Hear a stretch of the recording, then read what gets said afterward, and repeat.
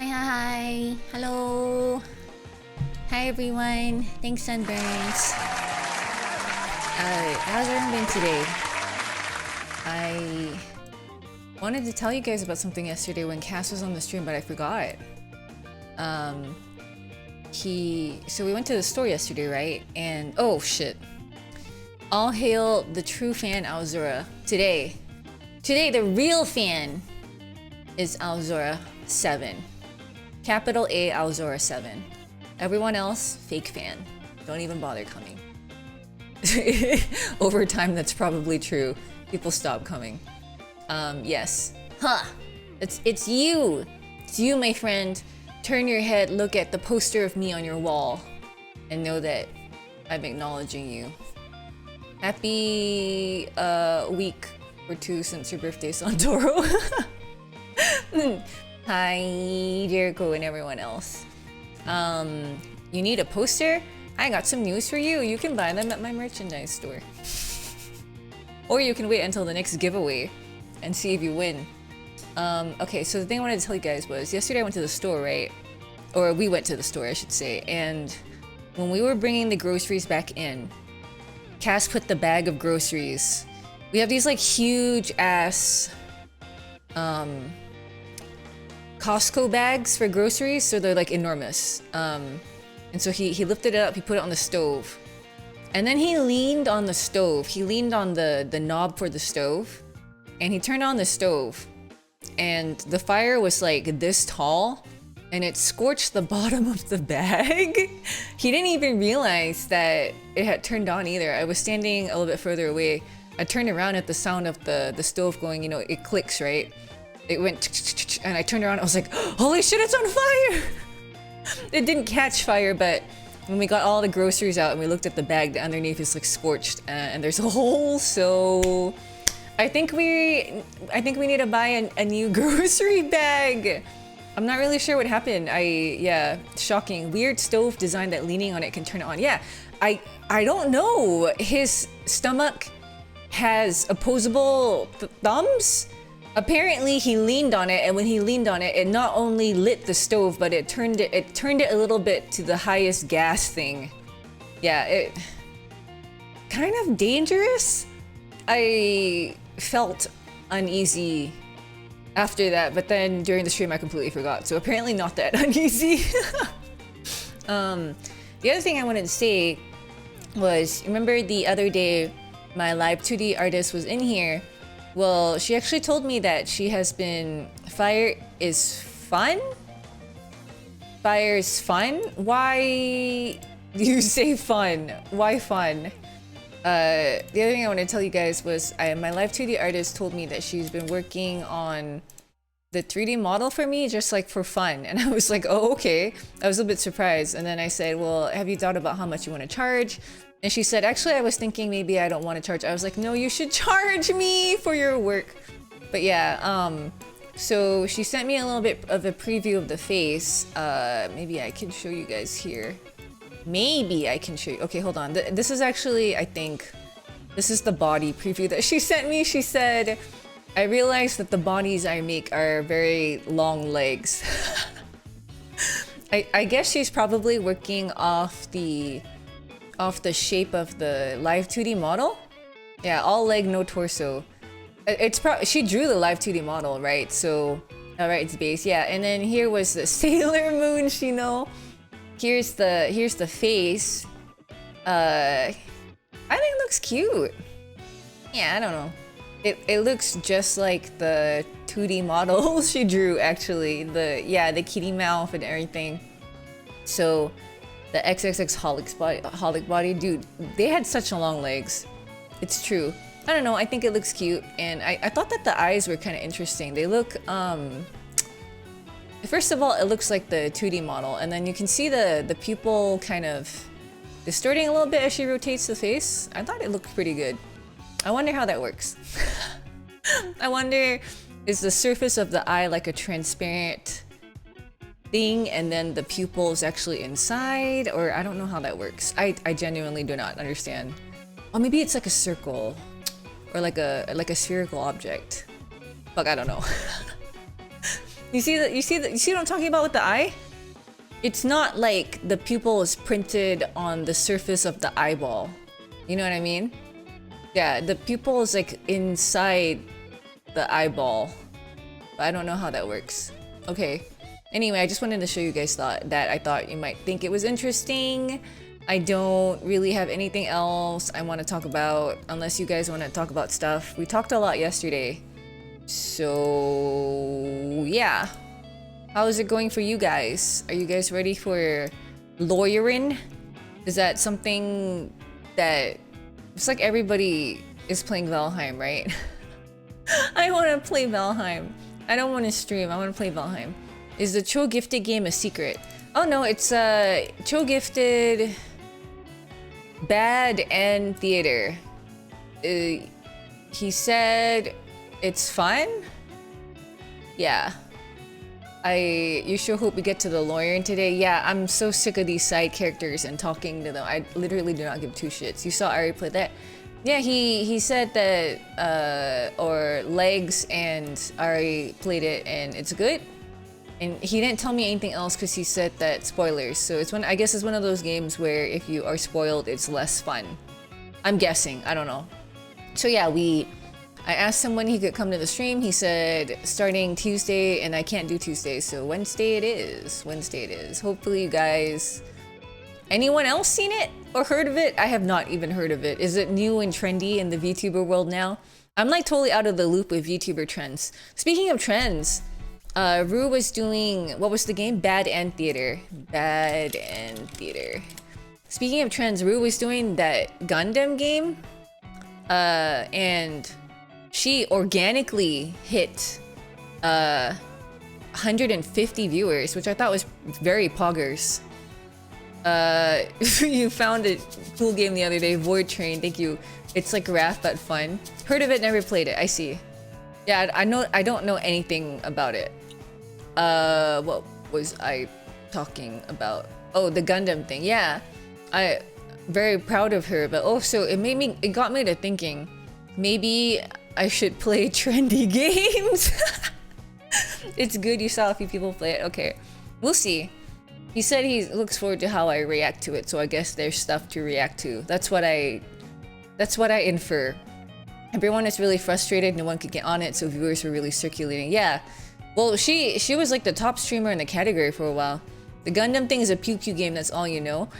We didn't get to really see any of it. The thing kept crashing and she was never able to really log in. So, yeah, maybe I should stream some cues. I am completely out of the loop when it comes to gaming. Why don't you guys? I'm gonna ask. It helped that she knew her shit and wasn't some rando that picked up X trendy game. Hey, you guys people like watching streamers sit in queues and rant. No, I mean, she's like really funny, right? So, guess what? So I'm gonna pass the buck off to you guys, right? You guys can keep your finger on the pulse of gaming. Tell me what's hot and trendy. Tell me what's coming out and what you think I would be able to do. And then I'll listen to you. Adding variety is generally good. No. No. You got your PNG commission? Okay, good for you. Hooray! True, she's super knowledgeable about Gundam. It's impressive. Yeah, she would. When I was sitting in that stream, I had no idea what the fuck she was talking about. It was like she was speaking a fucking foreign language. She was like blah blah blah, this type, that type, new type, Ru type. And I was sitting there playing Valheim like, I think it's still English? I'm not entirely sure. It was kind of bonkers. Shino type, I know. It was a fun stream, yeah. But I wish I had seen the game in any capacity. I'm still not sure what kind of game it was, and we watched it for 5 hours. We watched it, right? You hardly know about Gundam, but it looks cool. Does it? I didn't see. We saw the tutorial game. I mean, maybe, sort of. There was like a Gundam, and that's all I remember. You looked at the games with the most viewers. They all look like shit aside from Elden Ring. You guys want me to try Elden Ring? Someone buy it for me, and I'll try it. I don't know if I want to try it. I'll try it. I don't know if I want to try it. You like the part where it said failed to get server data? You must have been cooming the entire fucking stream, because that was the entire stream. It was just failed to get data. Elden Ring. Is it a game that I might enjoy? It sounds hard. Is it like Monster Hunter? Maybe if it's like Monster Hunter, I'll enjoy it. Shino playing Elden Ring sounds like a recipe for a nuclear explosion. Probably not. Really? Oh. Not at all? Okay. No, it's Dark Souls? Okay. But whatever. Let's play Ace Attorney. It's the Dark Souls of Monster Hunter. Monster Hunter! Some of the older ones were not that easy. I would say that Rise is pretty easy. Combat is similar to Valheim, but much more detailed and harder. Okay. Elden Ring is the Dark Souls of Dark Souls games? Really? But I've seen like everyone playing it. It can't be that hard, right? I don't know. Maybe it is. How hard could it be? Everyone's playing it. Is it really that hard? It's hard. It's probably hard. I don't know. I watched it. I watched someone play it for like 10 minutes and I didn't understand what was going on. So maybe it was so hard that I couldn't even understand what was happening. It's not that hard, more that it's tedious. Really? Honestly, you're here to see me play games. Just have fun and some salt. Of course. Thanks, Sirloin Mech. I love steak. You're great. It's fine if I'm okay with dying a lot. Is it really harder than DES? The fuck is that? Dark Elephant Souls. Hi, Mindbreak. Some fights in it are absolute bullshit. Okay, oh, hi Cho. You don't know, Elden Ring feels better since you can explore a lot to gain a lot of stuff. If you can't beat a boss, you can leave to grind other shit for hours. But then you also have to grind for hours. Oh. Elden Ring is the only Souls game you haven't played yet, I see. Demon Souls? Demon Souls. That's another game? The original Demon Souls is still the hardest for you. Okay, whatever. I don't know about any of these games. You guys might as well be saying magic spells. Someone bought you Elden Ring, you played it for like 20 minutes, got killed by a cat statue thing, and rage quit, okay? Alright. Sure. I mean, we could do it as a... How about like one of those challenge things, you know? Hey, where's my game? Oh, that's right, we were playing Valheim. Let me update the game. Ah, there we go. Yeah, honestly, I just want to chat with you guys. I don't want to play yet. Can I just mute the game and go back to chatting? We're talking about Elden Ring right now. Yeah, fuck it. I'm back here. I'm back here now. I don't want to start playing yet. Wait, let me change the category too. Yeah. I don't know. I wish I had known that Elright could make 3D models from the start. I would have just asked her. Thanks for the follow. Hello. Reldrin. Thanks. Demon Souls is the first Souls game, came out for the PS3. It wasn't until Dark Souls from FromSoft got the formula correct. Okay. Hi.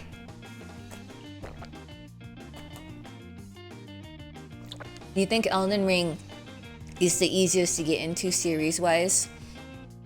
If I start it, get ready for the backseaters. Yeah, I don't know. Souls games are backseater central. Yeah, do you guys remember I told you guys about that one stream I saw? Her overlay was her in the corner, right? And then she was in the front seat of the car.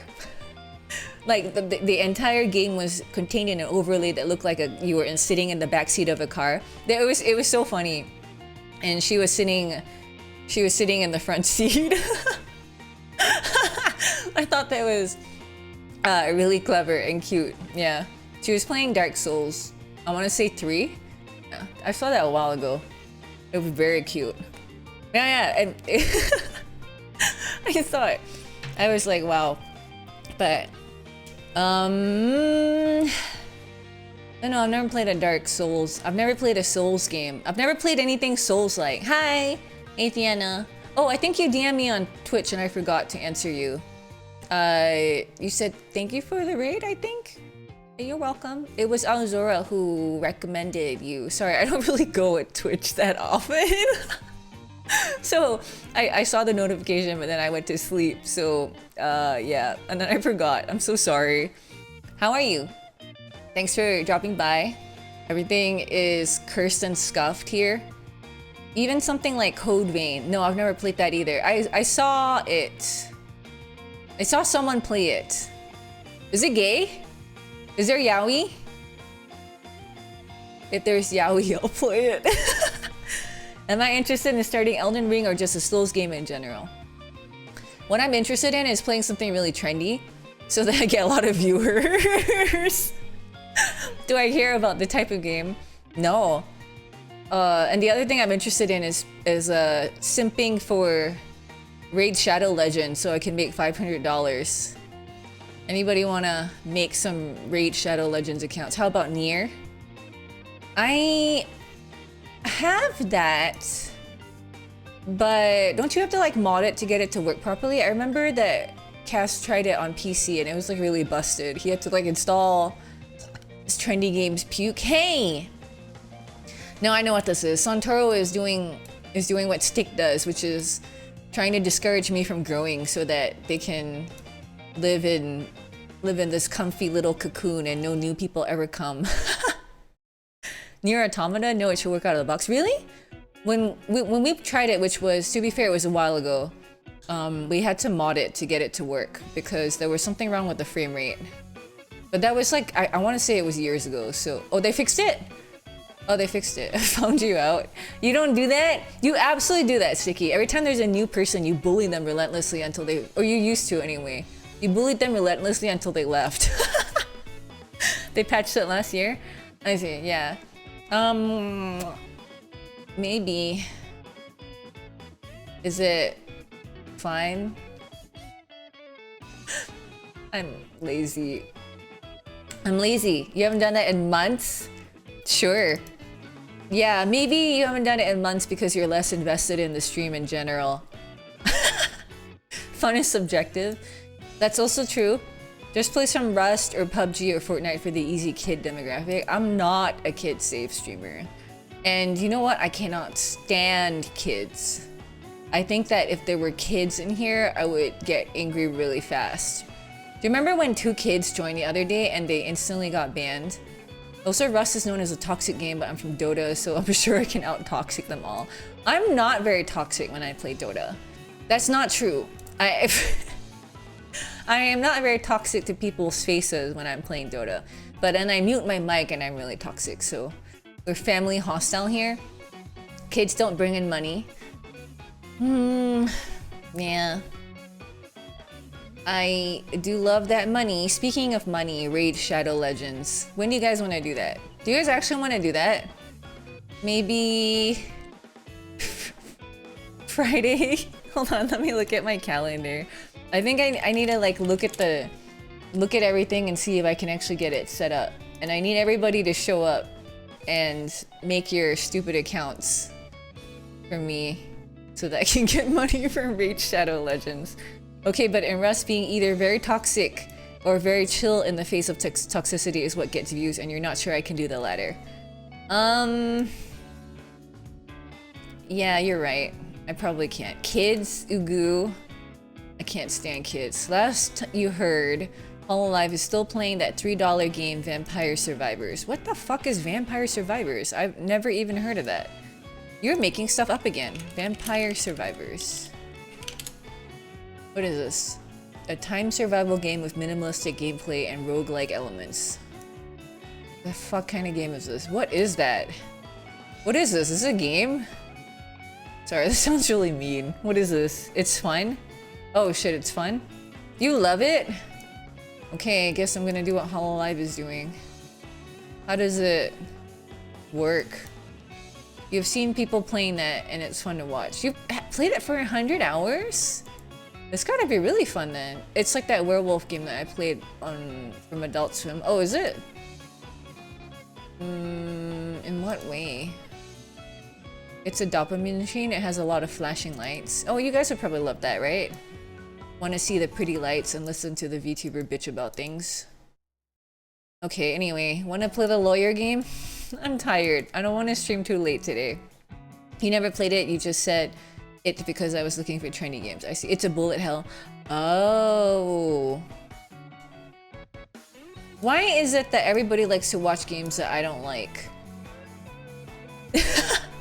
Why do people like to watch games that I don't like to play? Can you like to watch games that are fun to play? It's a bullet hell where you're the bullet hell, huh? Okay, that sounds kind of interesting. I don't fully understand that, but it sounds intriguing as a premise. You are the bullet boss. Oh, I see.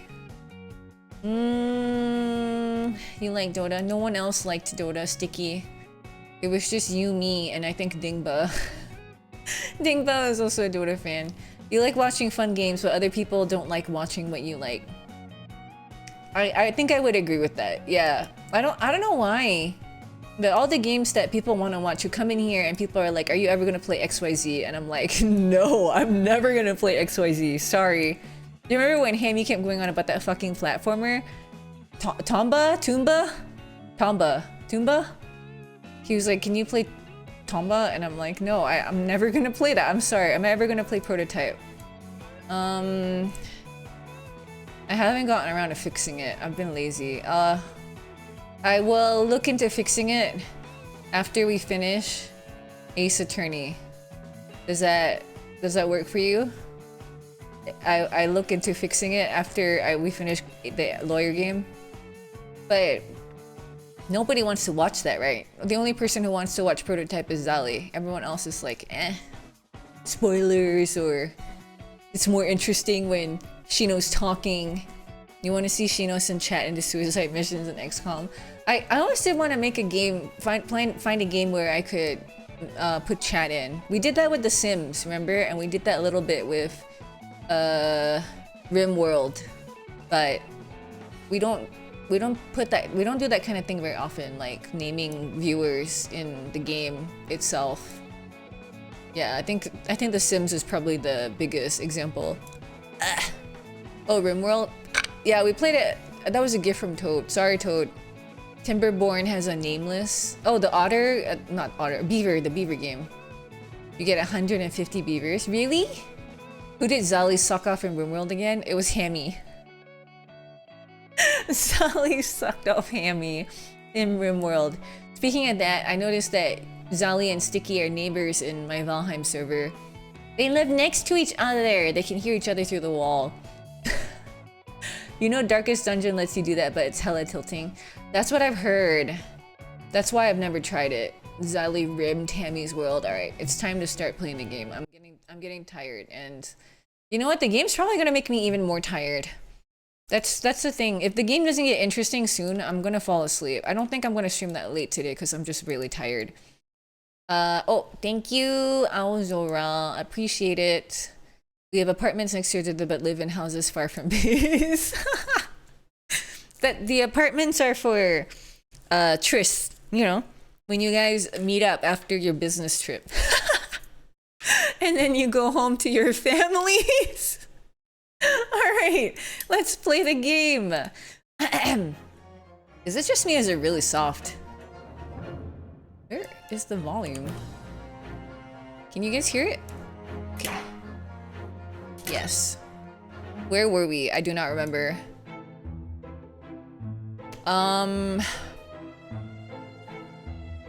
Does anyone remember what the fuck was happening? Vampire Survivors is fun, but it's just chatting game? I see. Well, if I'm just gonna chat, then I have plenty of games that I could play, I think.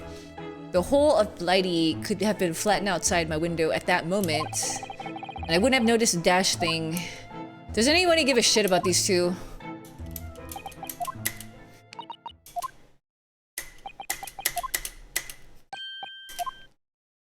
You found out the maid is actually the wife and had an argument. Yes, I got that. Okay. I'm just gonna skip the text until it looks important. The rich guy was in the burning carriage. It was Mr. McGilded was in the burning carriage. Okay. Okay. Sorry, I don't want to read all of this. Oh, okay. Wait, what did he say? This seems important. It is far greater. It is of far greater importance that you make up your mind now. Sorry, the visiting hours of the prison will soon be over. Mr. McGilded became Mr. McCrispy. He became Mr. McGriddle. Oh no, is it that time already? If we're to accept Mr. Natsume's case, we have official paperwork to attend to. All right, we have to. So that's it. No more time to think. Okay, we have to decide whether we're defending him, right? I'm gonna assume that we defend him, otherwise there's no game. Perhaps you'd like to betake yourselves to bidding us farewell now. I must prepare supper for Mr. Garadeb. Okay, bye. Alright. Soseki-san will be waiting for us. I'm gonna have to give him an answer. You like how I said that I stop when something looks important, and he legit goes, this is important! It's true. This is very close to the end of the investigation. Okay. That's great because this was not very interesting. Alright, go. Is this gonna become relevant later? It might, right? 19th of February, Briar Road. It's time, Mr. Naruhodo. We must hurry back to the prison. Yes, I know. Let's hail a carriage. Oh. What's the matter? It looks like something's going on over there in front of the Garadep's house. What the fuck is that? I know thee not, old man, fall to thy prayers. Who are you calling an old man, you rum-looking nimini pimini? Is a circus in town? There are more things in heaven in our Horatio than are dreamt of in your philosophy. J.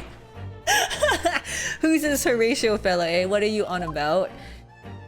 Okay, excuse me. What the? Who are you now? I'm sorry, it just looked as though there might be some problem here.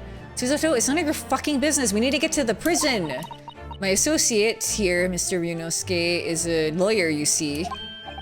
Urian, you play Final Fantasy XIV too? Huh? A lawyer? What? If I can be of any assistance, I'd be happy to help. I'm from Japan, but I have studied English law. Okay, fine. I'll be on me way for today, but you mark my words. This ain't over yet. Get thee to a nunnery. Do I look like a bloomin' nun to you? Okay. Who the fuck is that? A VTuber? We finally met a male VTuber in here.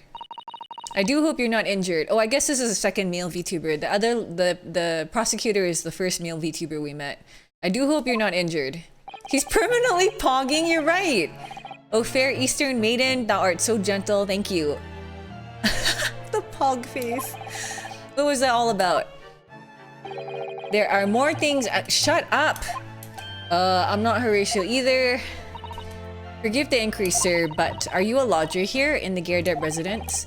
O fair Eastern maiden, thou art so right. Yes, I do dwell in this humble abode. Any maidens? Mr. Garadep mentioned that he had another lodger. This must be the man. Do you happen to know the other lodger who lives on the first floor?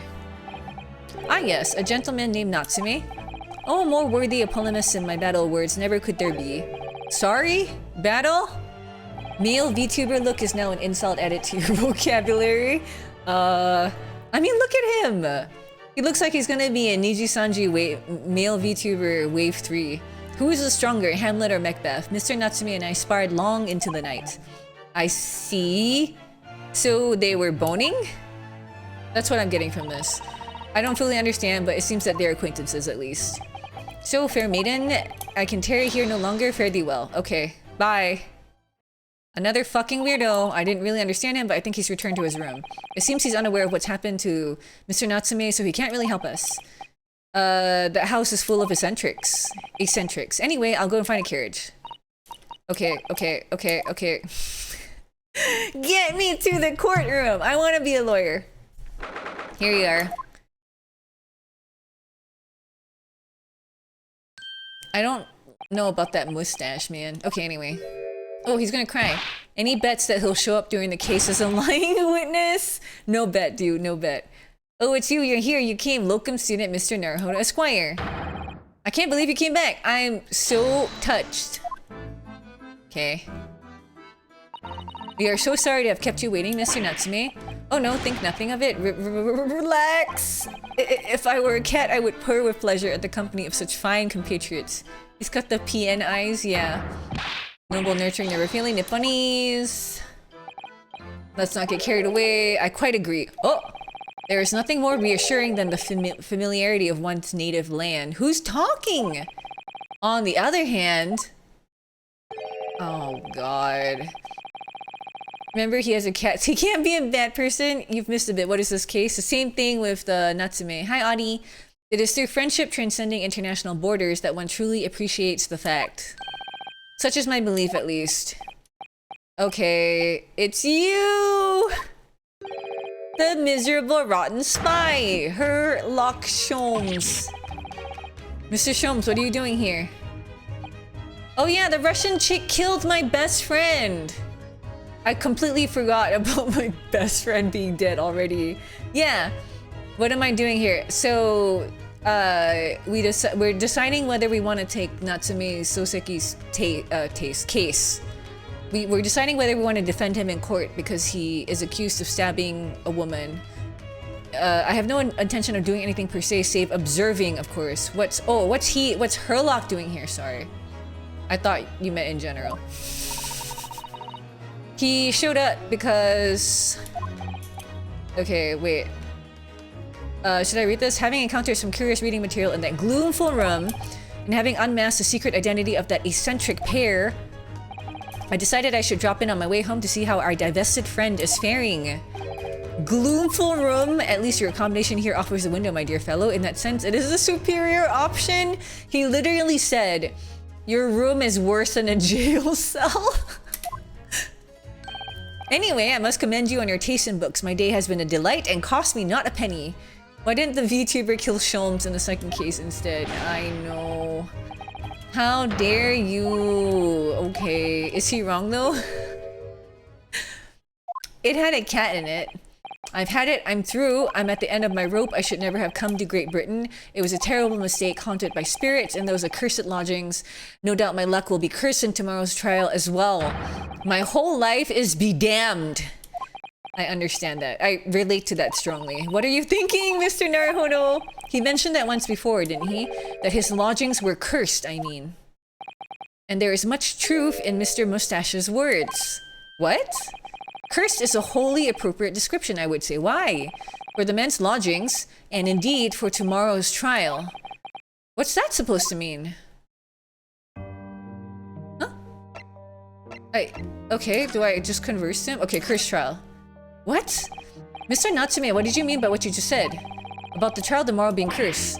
Oh no, why are you looking so grave? You're making me nervous. I was just getting carried away, that's all. I didn't mean anything by it. Oh, I see. That's really agitated him. Hi, Arklin. Is this Sherlock a douchebag? Most of them are douchebags, right? Are we about a nut? I want to get to court.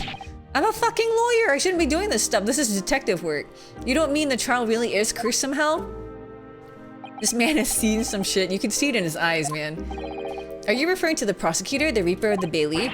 The Reaper? Oh no, what do you mean? Please tell me, summarize it succinctly in 16 salient words. No defendant has ever survived a trial in which the Reaper stands for the prosecution ever. Wait. Oh, right. I was about to say that we defended that guy, but then he ended up dead anyway. Oh my goodness, can it really be true? That was 16 words exactly. The only person who's not a douchebag in this game is Susato. She abuses me. So, I don't know if I'd even say that. Yesterday, Mr. Naruhodo successfully defended someone against the Reaper. He just needs some opium. But then after the trial was over, the defendant passed away in unusual circumstances. Mr. McGilded. He's a detective who gets everything wrong and gets innocent people tried for crimes. What? Ah, I am impressed, Miss Susato. You have an eye for detail. Ah, sorry, I had to burp. Actually, the Lord Chief Justice told us. Mr. Sholmes. Surely it can't be that having failed to have the accused convicted, Lord Zeke's nuts killed the man himself. Oh no, he couldn't have, surely.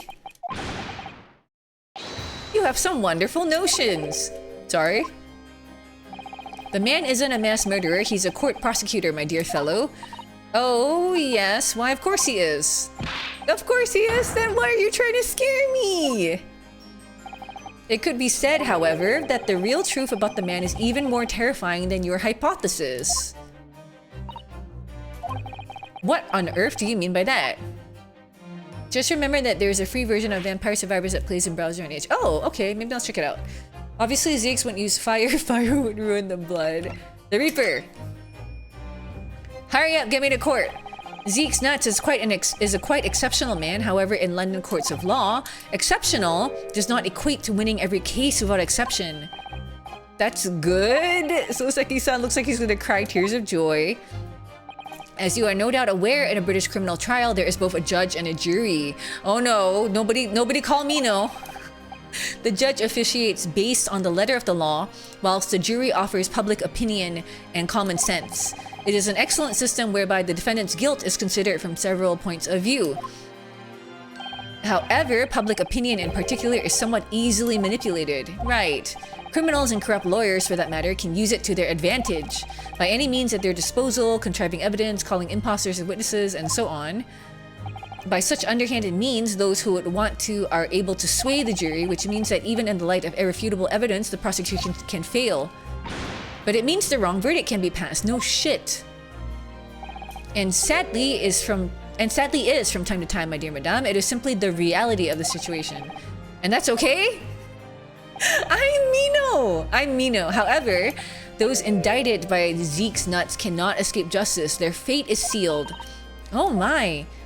Though the adjudication may see them leave the courtroom with their freedom, within months they all disappear. It is most striking. Would have been funny if everyone else deadpan while saying he's vampire. We know, Sholmes. Disappear? But how?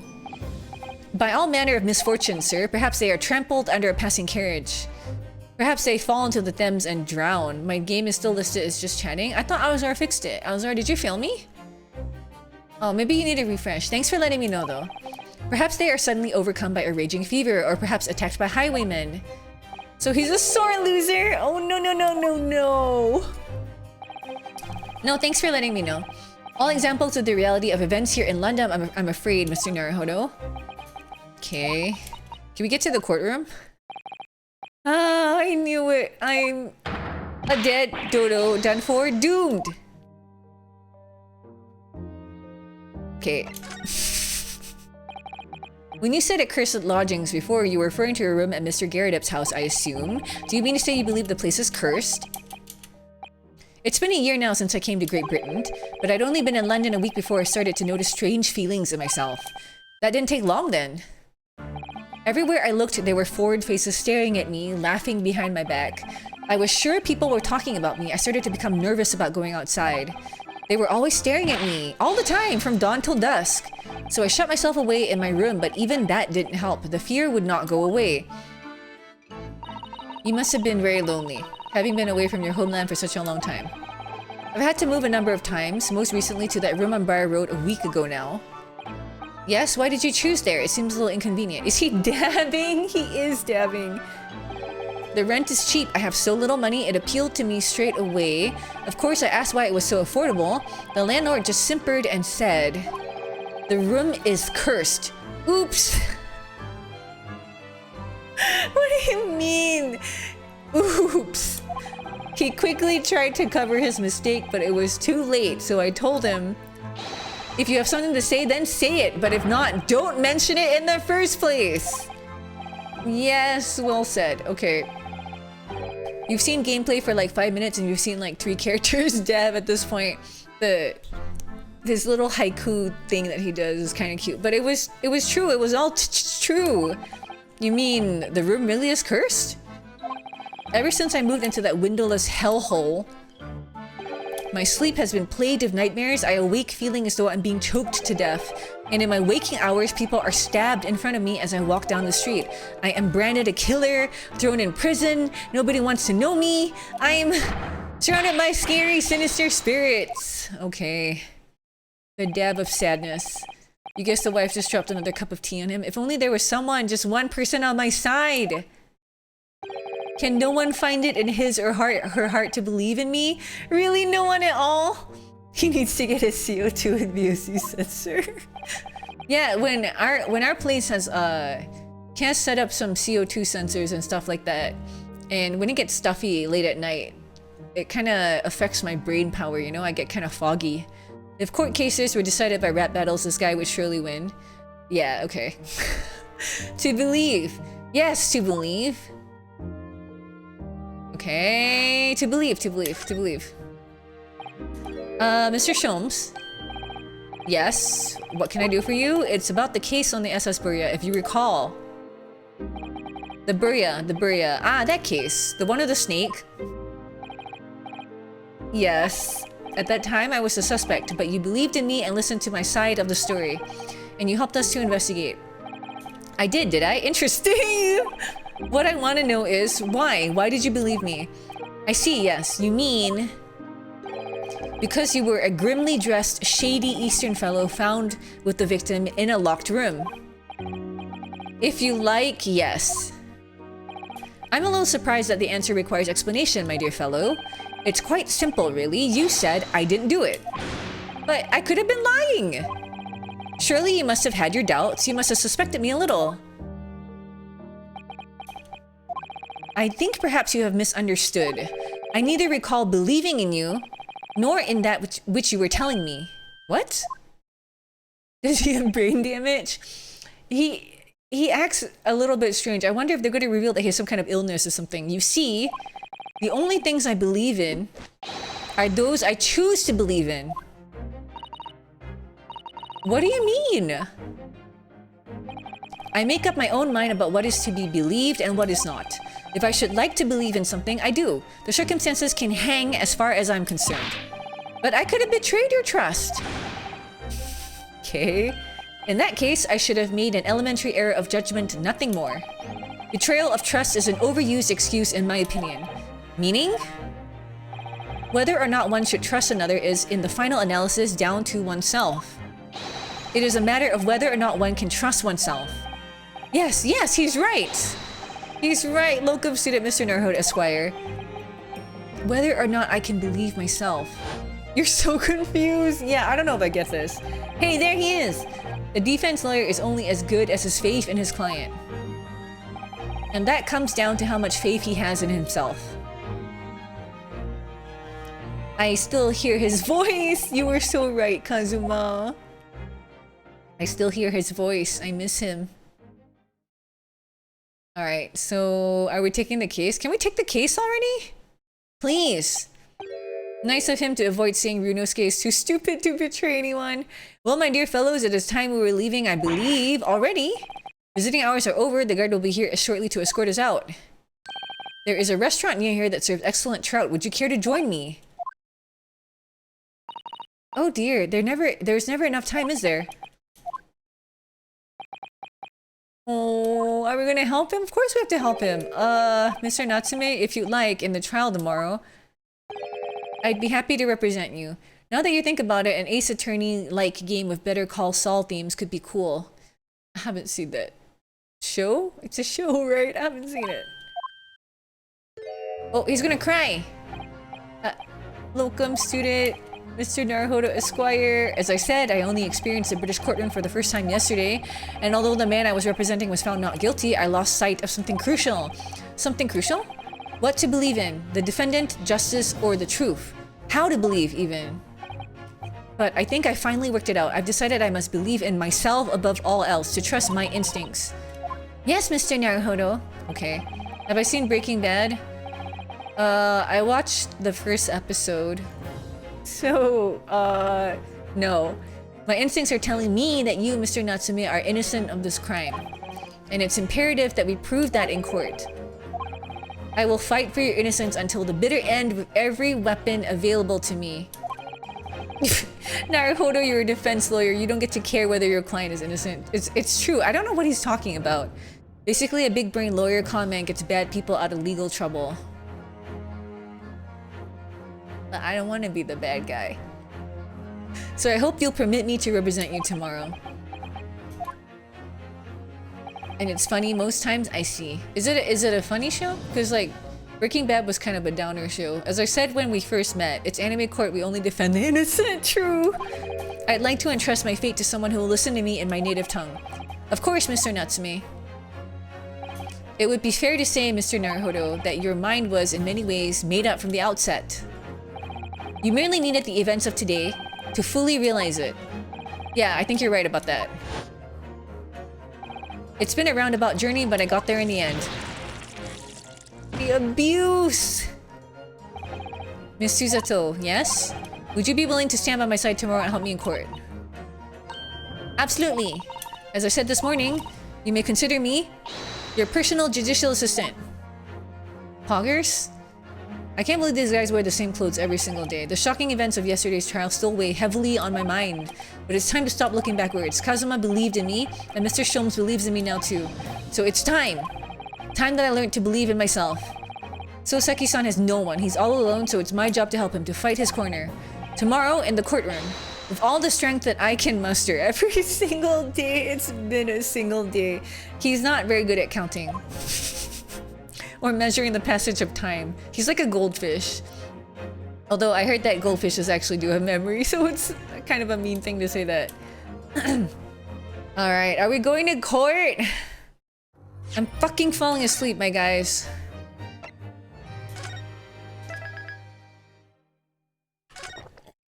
This feels extremely shonen anime style. Get me into the courtroom! Courtroom, yes! The courtroom! 20th of February, 9:23 a.m. The Old Bailey Defendant's Antechamber. Well, I never expected this. Who'd have thought we'd be back here again so soon? We are on a study tour of Great Britain with the intention of learning the country's legal practices. In order to research the latest court procedures here, we need as much court experience as possible. Well, yes, I suppose that's true, but hey! It reminds me, I wanted to show you guys my typing test results. Do you guys want to see that later? Can you remind me to do it before we end the stream? I want to do typing tests. I wanted to do that earlier, but then I forgot. For the person in the dock, it may well be his or her one and only time in court, and it could be life-changing. So first, he doesn't take the rich man's money, and now he's defending a poor student. He wants to be a public defender, I guess. Sorry, burping. In which case, treating it as research may seem a little crass. Oh, when you put it like that, you're quite right. Shino is speed. Yeah, good morning! Oh, there he is. Ah, Mr. Natsume, good morning. Ohayo gozaimasu. Oh dear, are you alright? Your eyes are terribly bloodshot. He's been in fucking jail. The early bird catches the worm, as they say here in Britain. Yes, I've heard that expression. Let's see. You think you remember from somewhere that you read that Ace Attorney was made to show how BS and unfair Japanese law is. Is that true? Maybe? I know that Persona was made for that reason. Ace Attorney 2 maybe? He's mod checking. I see. Yeah, you're right. He's mod checking. You guess they're pretty good if I'm looking forward to sharing them. Maybe. I don't know. But I really don't want to catch a worm. Oops. Sorry. Need to focus the game again so that I can hit space. Go. So I tried desperately not to wake up early, but I was so worried that I could not catch a wink. And now I'm absolutely exhausted as a result. Do all literary people take things so literally? Thank you for putting your faith in us today, Mr. Natsume. I wish I had 9 lives. My whole future hangs in the balance. I am too terrified to tremble. Really? Because I can feel the tremors on the floor. I can't do this. I can't take it. Although, yes, I caught a glimpse. Oops, fuck. I caught a glimpse of the public gallery as I walked by the courtroom. It looked like the opening night of the opera. There were so many people. I had no idea my case was such a notorious affair here in London. Oh, neither did I. Do you know what that might be? I'm sorry, but I have no idea. So that all-knowing look on your face is just coincidence then, is it? Don't hide the truth from me. It's because of the Reaper, isn't it? Lord Zeke's nuts? Is that right, Miss Susato? I purchased as many different newspapers as I could find this morning, and yes, Lord Zeke's nuts is on the front page of every one. I knew it! Sometime after the prosecutor was dubbed the Reaper of the Bailey, he stopped appearing in court, it seems. It's been several years now, in fact, until the day before yesterday. Yes, Inspector Gregson told us something similar, didn't he? Ah yes, Reapers, we have dismissed that claim. The trial 2 days ago marked Zeke's nuts return to the courtroom after a very long hiatus. The trial of Magnus McGilded. What a harrowing experience that was. Okay. I believe that appearance made even greater waves here in the capital than today's.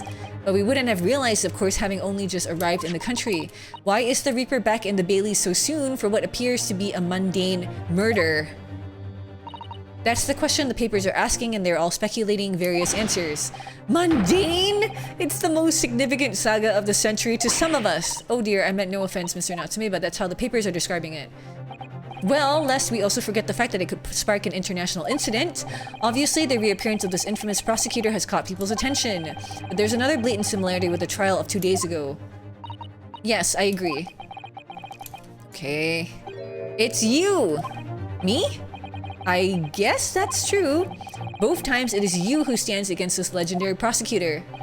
It can only mean that you're friends with the Reaper! I don't rub shoulders with Deathbringers. I'm afraid there's really only one other explanation. It can only be another example, Mr. Naruhodo, of your bad luck. She thinks I have shit luck. Thanks for that. Oh, this is just my luck. Why must I be represented by a man with such frail fortune? Naruhodo wishes he could rub something else of Zeke's. Yeah.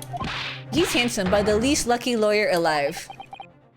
Well, let's not forget that it was you, Mr. Natsume, who asked me to represent you. Yes, it's true that I'm just a student new to London with little in the way of experience or skills or luck. But I promise you this. I will fight your corner until the bitter end, and I will believe in you, Mr. Natsume. I have great luck. I take it from everyone around me. Oh, benevolent Mr. Naruhodo. You're not alone here with us, Mr. Natsume. Whatever happens, we will always be on your side. Oh, benevolent non-locum assistant Miss Mikotoba Esquiress. I am in your debt forever. I shall never forget this great kindness for as long as I live, which may not be very long because he's probably going to be put to death. Mr. Natsume, counsel for the defense. Says the dude who almost sold out his last client. The court session is about to begin. Kindly make your way into the courtroom at once. Yay! Alright then, it's time. Let's go. Yes! Alright, let's go, let's go. Yay! It's starting. The victim's not dead, so it's not a death row trial. Really? This is it. My second appearance in a British courtroom. And my second trial against the Reaper. I hope you're watching over me, Katsuma. Because this time, I won't let my faith waver. I'll believe in my client to the last. Just like you believed in me. I believe I can do this now. I'm ready for this fight. So shonen anime. Thinking of my dead nakama. 20th of February, 10 a.m. The Old Bailey courtroom. Probably just like 20 years in a 19th century jail, which is kind of like death. True. Yay! Oh, we got a new jury. Wait a second! The wife is on the jury! In the name of Her Majesty the Queen, I hereby declare this court to be in session. I now call upon the counsels for the prosecution and defense to declare their willingness to proceed. The prosecution is fully prepared, my lord. The defense is ready, my lord. Santa's back, yep. Hey, guy. The Nipponese are a truly fascinating breed. What? Lord Strongheart has told me all about you. That you are a student who arrived in London but 2 days ago, a mere amateur. Do you have a point?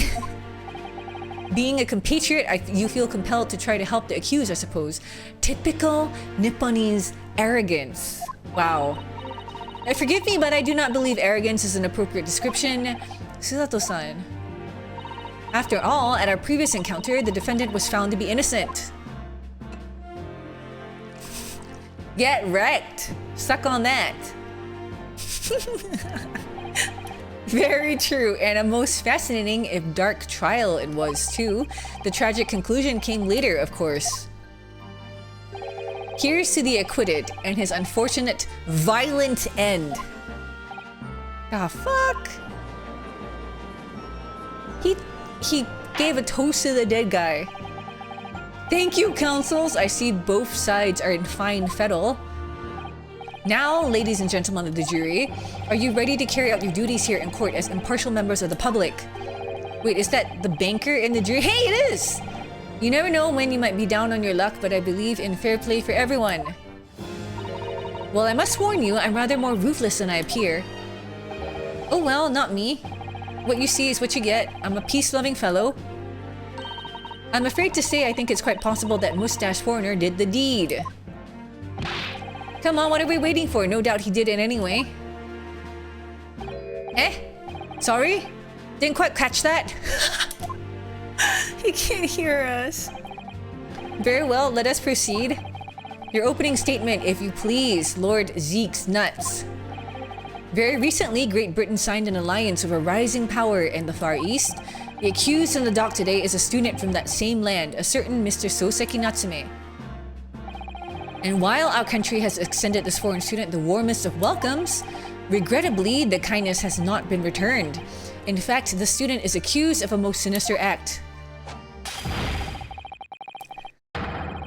Of plunging a knife into the back of an innocent woman who was doing nothing but walking down the street. A knife crime? I tell you from bitter experience, those are the worst. Bloody oath they are. Just look at that sallow complexion and short stature.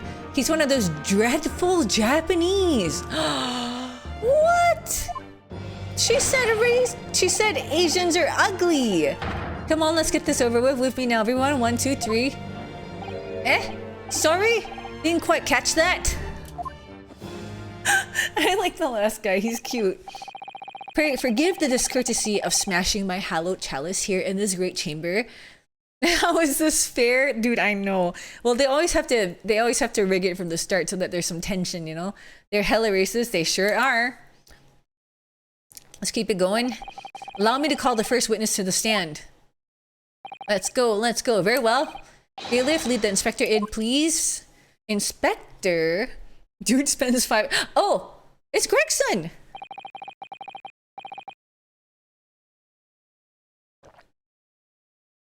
Do they have a guy like to clean up after Zeke? Can you imagine that's a full-time position? Maybe. Your name and occupation, please. Oh.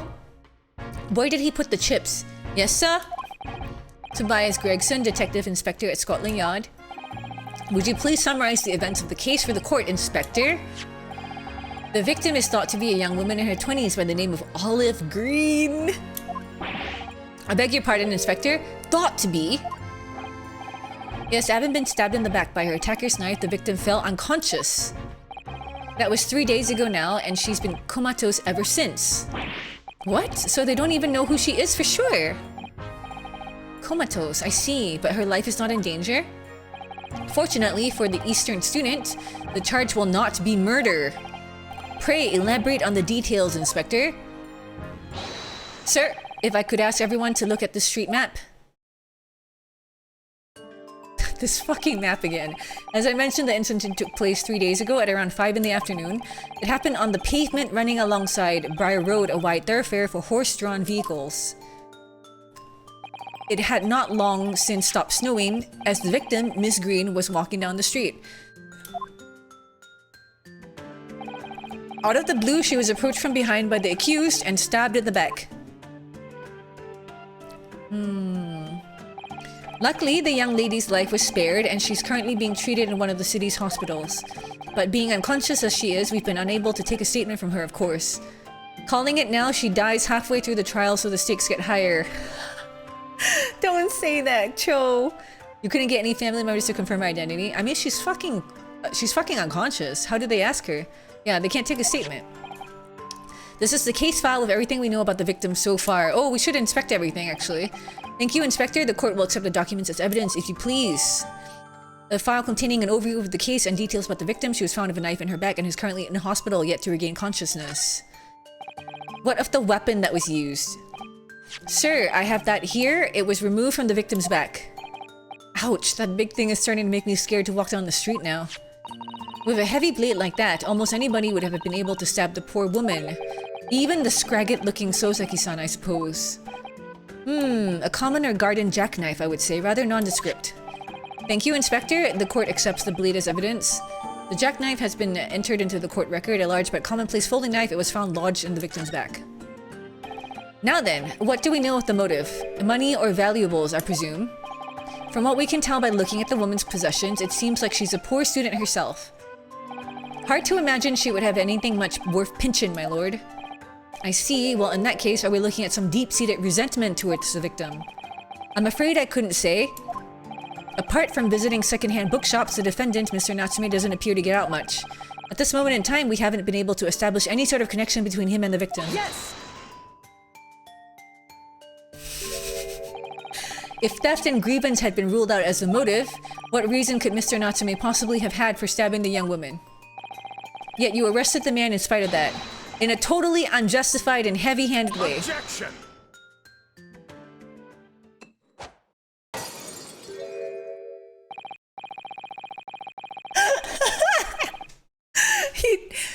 Pray forgive the discourtesy of flinging a freshly uncorked bottle into the public gallery. He threw away his wine! But your words have soured its hallowed bouquet. Guard, see the Reaper out of this court, please. For it is you, my learned friend, who is being heavy-handed here. What? Scotland Yard does not arrest people without good cause. That should be beyond question. Inspector Gregson, the prosecution calls for your formal testimony. Explain to the court precisely why the constabulary came to arrest the Nipponese student. Yes, sir? Alright, let's go. Witness testimony or whatever. Yeah, witness testimony. Mr. Natsume's arrest. As I said, it was 5 o'clock in the afternoon when the incident occurred, and there was an unusually light fog. He just killed somebody in the public gallery for show. It's a light snack for later. Yeah, he's gonna take a snack from them later. That's what Naruhodo asked though, why even bother interrupting? He's gonna be in charge. He's like a Dobby mommy. There was an unusually light fog. Visibility was reasonably good and there was no one else about but the victim and the accused. I want to eat chips. Out of the blue, the victim was stabbed from behind and subsequently collapsed on the pavement.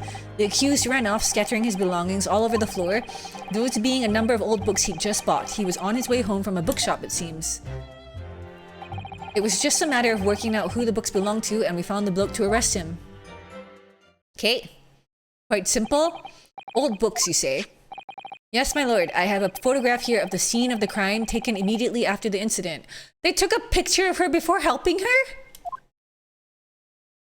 They took a picture of her before helping her!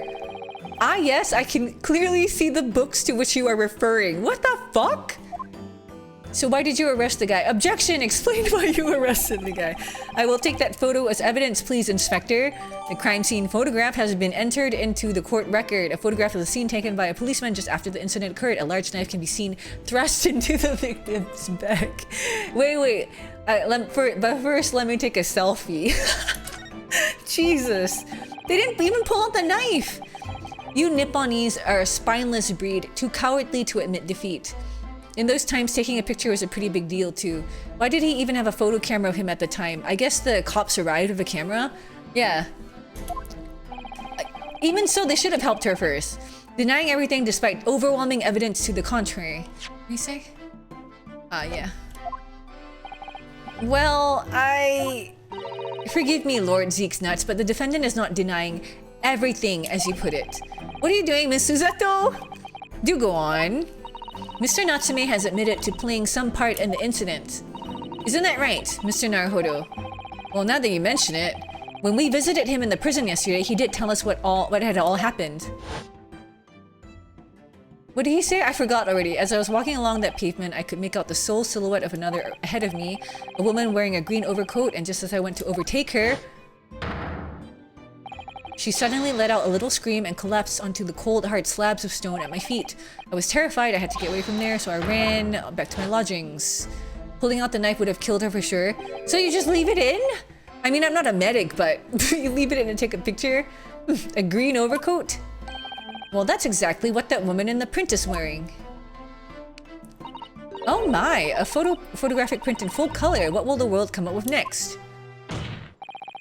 Yes, actually, the defendant has done nothing more than admit he fled the scene of a terrifying incident. That does not mean he's guilty of the heinous crime of stabbing the woman in the back. You think not touching her is the best thing to do? Till she gets to a hospital?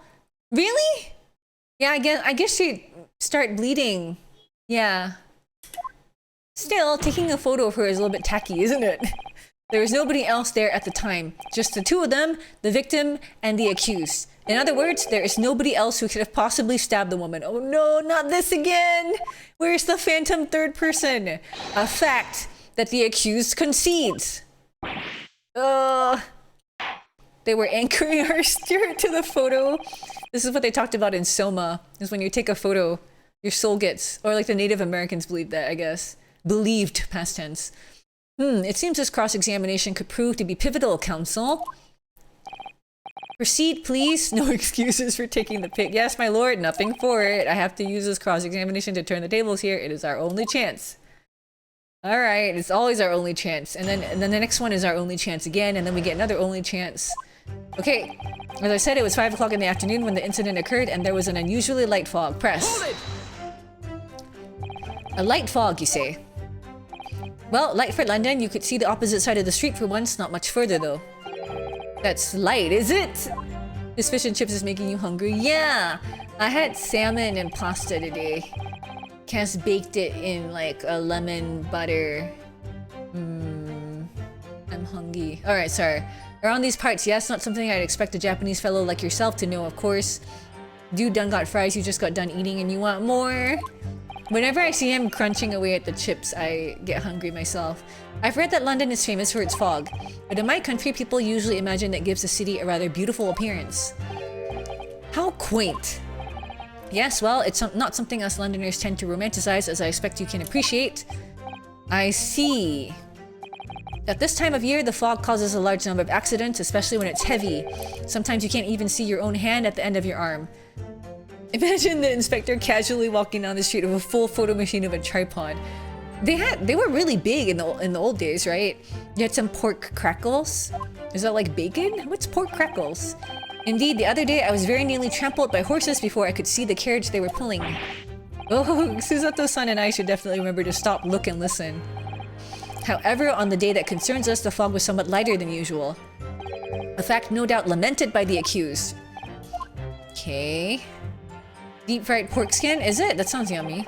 Visibility was good and there was no one but the victim and the accused. Press. How are you able to state that with any certainty? Were they musk flavored? Gross. Quite simply, my learned friend, because that is what the witnesses to this crime have told us. Ah yes, Inspector Gregson mentioned the witnesses yesterday, didn't he? You want some hush puppies? That sounds good too. I want hush puppies. That's right, one of them is a policeman, I believe, from Scotland Yard. That is correct, ma'am. Then we must hear their testimony. The prosecution will, of course, call them to the stand. Should it be necessary? But wait a minute!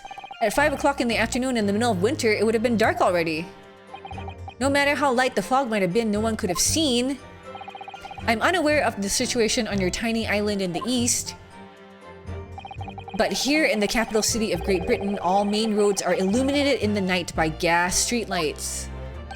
Ah! The prosecution believes there would have been ample light by which to witness the crime.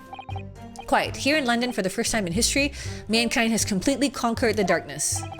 Which means we really need to hear those witness statements. If I could just get through the fog of this cross-examination, maybe we will be able to.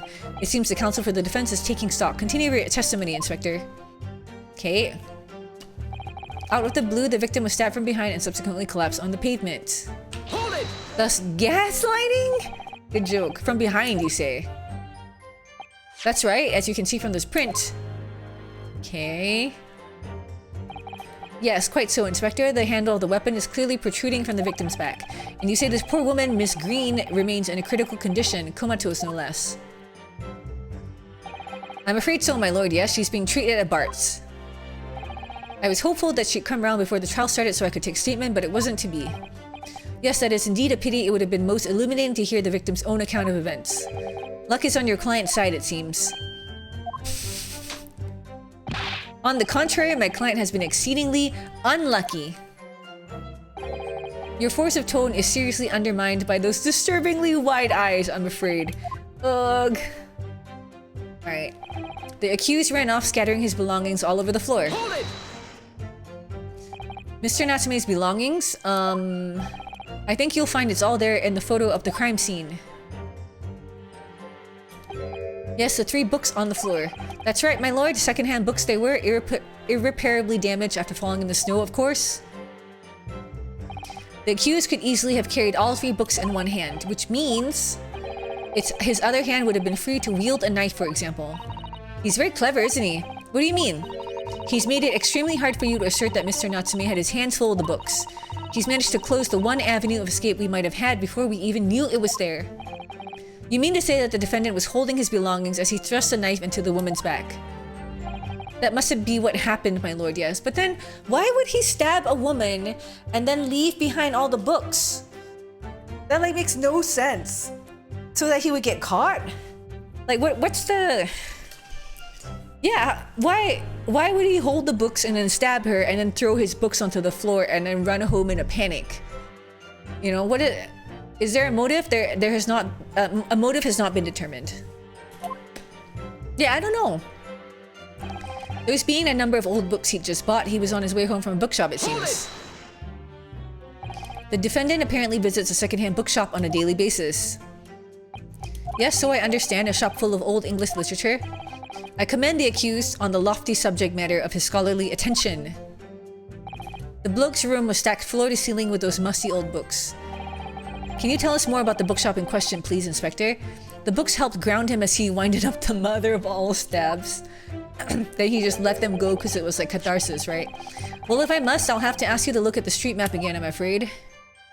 Okay. The closest secondhand bookshop to the accused lodgings is this place here, Bourbon Books. A little place on the corner of Briar Road and Meerschaum Street. So far, their idea of a motive is he's Japanese, he must have done it. Yeah, that is their idea of a motive. As it happens, the accused is currently living in lodgings on the other side of Briar Road at the opposite end. Old school law, yeah. Which means it doesn't take a genius to work out the route he would have taken home. Something like this. The local map's information has been updated in the court record. Okay. Yes, I concur with your conclusion, Inspector. The defendant would certainly have passed the scene of the crime on his way home from that particular shop. Mr. Naruhodo, I think that's what the inspector just told us could turn out to be of vital importance. I agree. Okay, the most important point that the inspector just made being the bookshop's location, right? Your Honor, he did it. I swear on my mom's life. Why am I wasting time on this? The accused already admitted he was there. The location, right? The crucial detail in what you've just told the court, Inspector, is the location of the bookshop. Oh shit, check evidence. Oh no! Did I bone it up? Fuck, sorry. Okay. Is it the location? Fuck, I don't know what I was going for. Okay, I'm checking that. He got 3 books, The Picture of Monsieur Lecoq, A Meal for Gaboriel, and Canterbury Yearnings. Okay. Then case file. Incident report. Young woman rendered unconscious following a stab wound to the back. Victim olive green. Oh, it's a different bookstore. It's a different bookstore. Olive green, female, stout build, early 20s, location, pavement of Briar Road, east side. Reporting officer, Rolly Beat. Okay, hold on. Female, stout build, early 20s, pavement, okay. The victim remains unconscious. Her name was gleaned from her personal effects. Other details are unknown. Apart from the single stab wound from the large knife, no other signs of injury were observed. The assailant was seen running away by the reporting officer and was successfully arrested the next day. Okay. Can you get me some more water? Okay, here's the knife. Let's see here.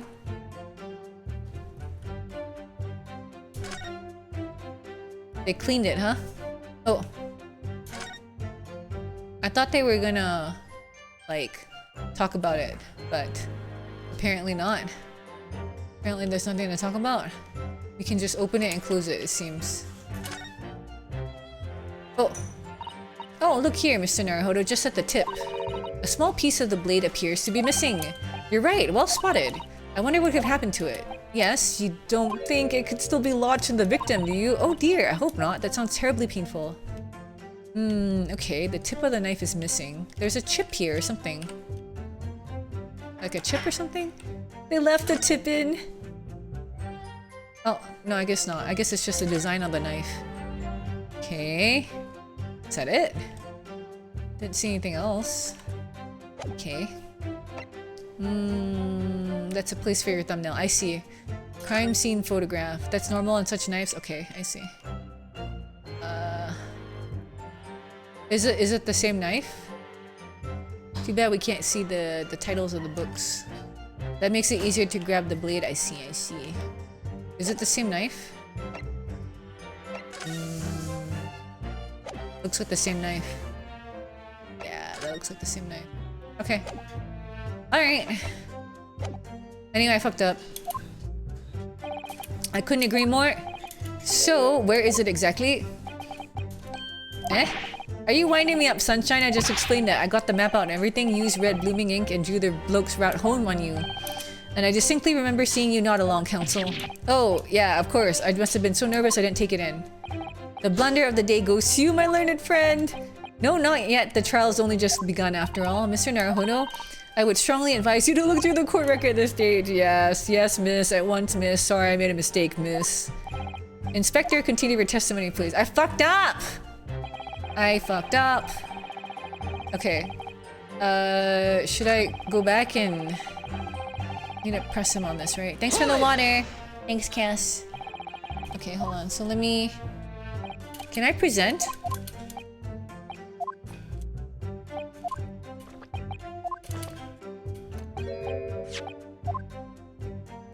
Ah! Don't put your face on that. That's my water. Okay. Alright, alright, alright. So he went to a different store.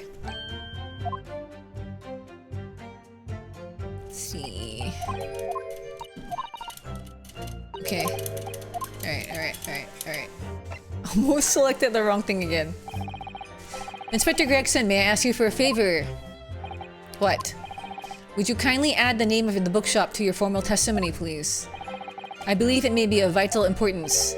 Maybe? Oh, well, you know. I mean, yes. It could be a very important clue.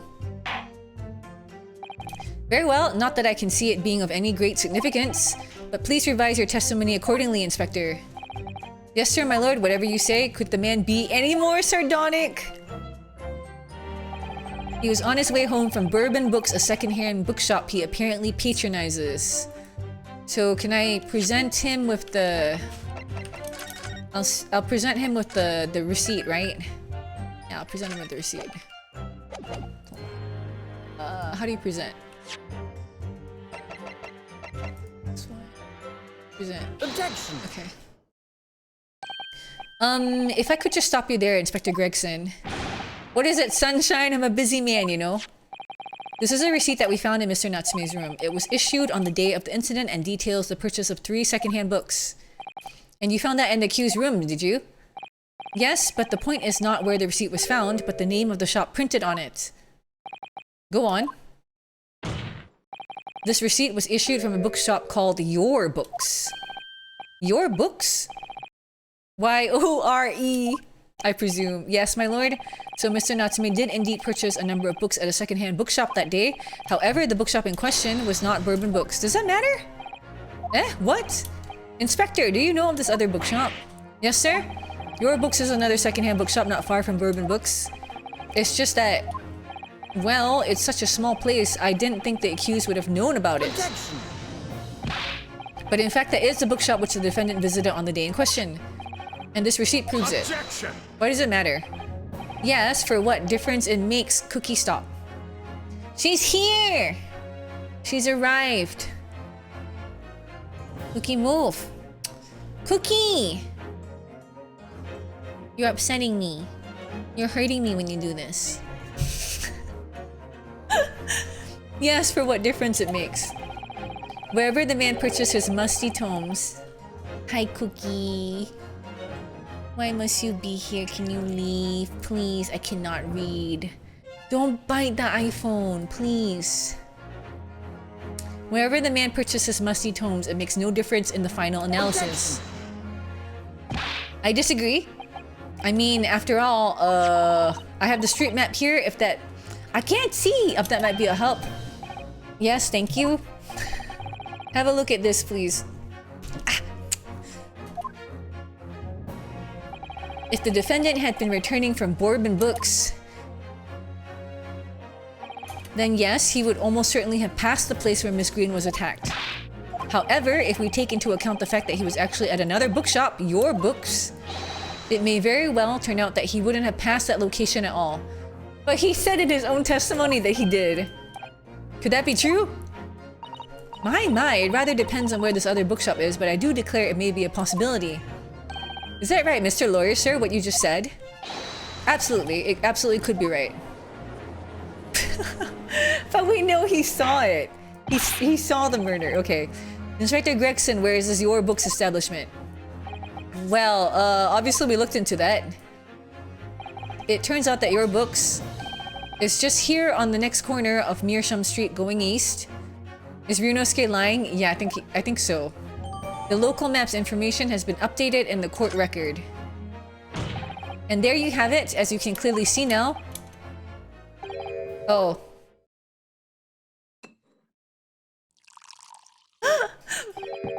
My learned Nipponese friend is obviously in training to be a clown. The way he regales us with such witticisms. He called me a fucking clown! He called me a fucking clown. Yeah, wow. Alright. To your future career in the circus! Holy shit. You put that glass down now, or I'll put it down for you. This could have been something they investigated before the trial. We had one day. Zali, I don't think it's very fair to say that for us. Applying cold water to the burn area. Somebody call the burn squad. Dial 911 and call the burn squad. I didn't think I needed to spell it out, but here we go. If the accused was coming home from Your Books instead of Bourbon Books, he could have gone the other way. There's no doubt he still would have passed the place where the victim was stabbed. No, I don't think that's true. He could easily have gone the other way. I don't think it's that much further, you know? Like, maybe he prefers the other route. Like, I don't think... Yeah, I don't buy this. I don't think that's really convincing. He could easily have gone the other way, right? Why don't we ask the accused which way he went? Well, he would say that he saw the victim getting stabbed, so we can't have him out here. But I think this in and of itself is not a very convincing argument, because he could easily have gone the other way. Yes, thank you, Inspector. Okay. Allow me to reiterate for my learned, if somewhat slow Nipponese friend. Wherever the man purchases musty tomes, it makes no difference in the final analysis. Oh, we died. Shino, clearly if we went to 2 bookstores, it means he had too many books to hold a knife, going by their logic. As I suspected, you can't fool me, and I don't suggest you try. What did I say? Yeah, I've had enough of this for now. Beg your pardon? Terribly sorry, but would you mind repeating that? Mr. Naruhodo, we mustn't give up. What do you mean? If the prosecution's assertion is correct, the members of the jury may very well decide that Mr. Natsume is guilty. She's absolutely right. We must think. We must consider the assertion just put forward by the prosecution very, very carefully. What was the assertion? Wherever he purchases musty tomes, it makes no difference in the final analysis. Okay. Alright. They claim Soseki-san must have passed the location of the incident on his way home from your books, but...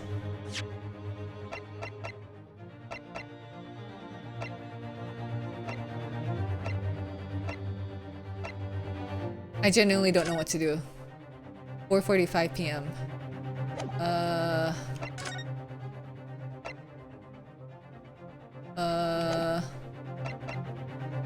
literally didn't assert anything of importance yet.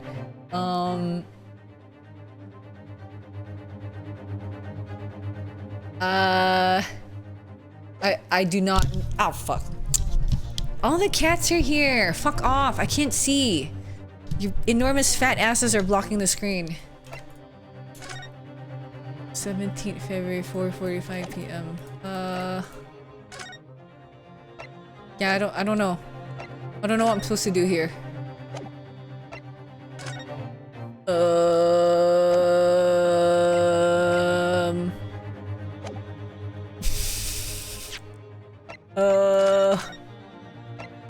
Am I supposed to chase it? I feel like I should just leave it. You think it's what I said? What did I say? Wait, what did I say? Oh, that he could have gone the other way? You think so? That he took the other way. Yeah, I mean... It seems fair to me that he could have gone the other way. The assertion just made by the prosecution is fundamentally flawed. Explain yourself, counsel. Yes, my lord. You can see what I mean on this map. When returning from your books to his lodgings, Mr. Natsume could have followed the route suggested by the prosecution. However, this isn't the only conceivable route to take between the two places. Yeah, it's not that much further.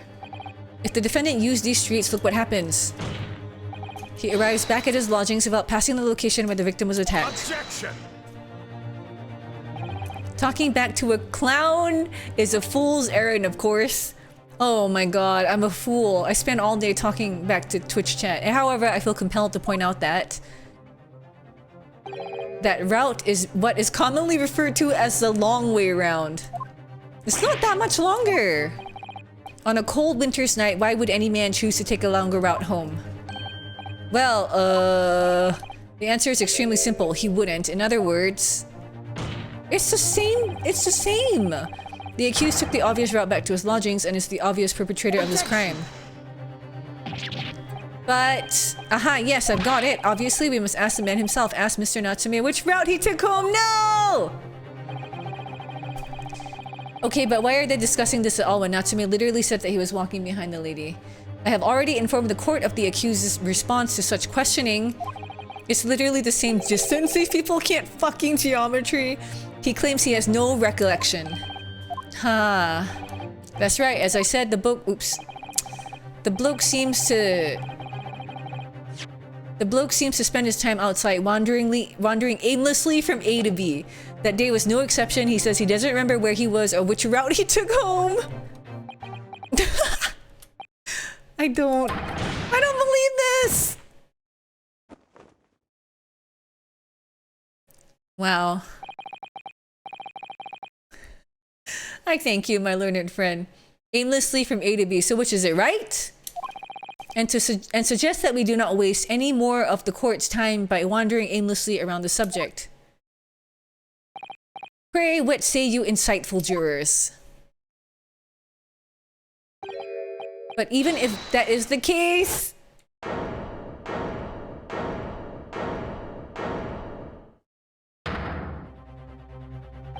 I agree with Zeke's nuts. Wholeheartedly and in every way. What? I don't believe it. Does this mean we members of the jury are completely convinced now? Very well. In that case, I hereby call upon all members of the jury to present your findings to the court. Guilty! Guilty. Guilty. Oh, they're speaking. Guilty. Guilty. Guilty. Guilty. Wait, I thought he couldn't hear the case. Here we go. Oh no, this again. All over again. It would appear the jury's leaning is unanimous. And the defense is dead, so... To the insightful members of the jury, I applaud your brave resolve. You serve Queen and country admirably. Mr. Naruhodo! No, not yet. This isn't over yet! She saw he was Japanese, no need to hear what happened. No! I still have one last chance to sway the opinion of the jury.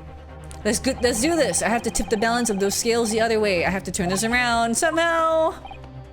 Those are the eyes of Quarry, not yet willing to give up and die. So I presume you intend to wield your rights again in this trial. Rights of the defense written into antiquated British law that should have been buried long ago. If the jury and the judge are always so stupid, no shit, the Reaper can win so many cases. Call it antiquated if you will, but it's the defense's prerogative to carry out a summation examination if it so chooses. Let's fucking go. Very well, counsel. In accordance with the letter of the law, we shall proceed with the summation examination. Are the members of the jury ready, Mr. Foreman? Of course we're ready. I'm all too familiar with that Nipponese whippersnapper and his onkus refusal to throw in his alley. Very well then. Ladies and gentlemen of the jury, you will each explain on what grounds you have determined the defendant to be guilty. Alright. Judicial findings. The juror's contentions. For pity's sake, that little Nipponese oddity already admitted it himself, didn't he? If he said that a woman in green collapsed before his eyes, why, it can only have been the victim. The man wouldn't have gone around the houses on his way back from the bookshop, not in winter. So the poor woman was attacked from behind, was she? How dreadful. I really don't care. Can't we just wrap this up now? I've got work to be doing. Your books, yes. Nice shop, that. But Bourbon books? No, not worth the visit. Okay. I think I'm screwed because I didn't notice anything. I have to like point out contradictions in their reasoning, right? Okay, let's try that again. With only minor exceptions, the reasons for finding the defendant guilty are all too clear. When the stabbing occurred, the only two people at the scene were the victim and the accused. And the accused himself has admitted to seeing the victim in her green overcoat sink to the ground before his eyes. Furthermore, we have heard from the inspector that the defendant then fled the scene. I must say I would have ample grounds to convict this man already. One of them legit said, I don't care. Yep. That's right. Even the judge appears convinced of Mr. Natsume's guilt now. Why did he have to run away like that? And how are we supposed to believe in some phantom attacker that nobody could see? This is impossible. How can I possibly make a case for the defense? Mr. Naruhodo, there is no time for grumbling. If we want to force the trial to continue, yes, I know I have to turn the tide. I must make them change their minds.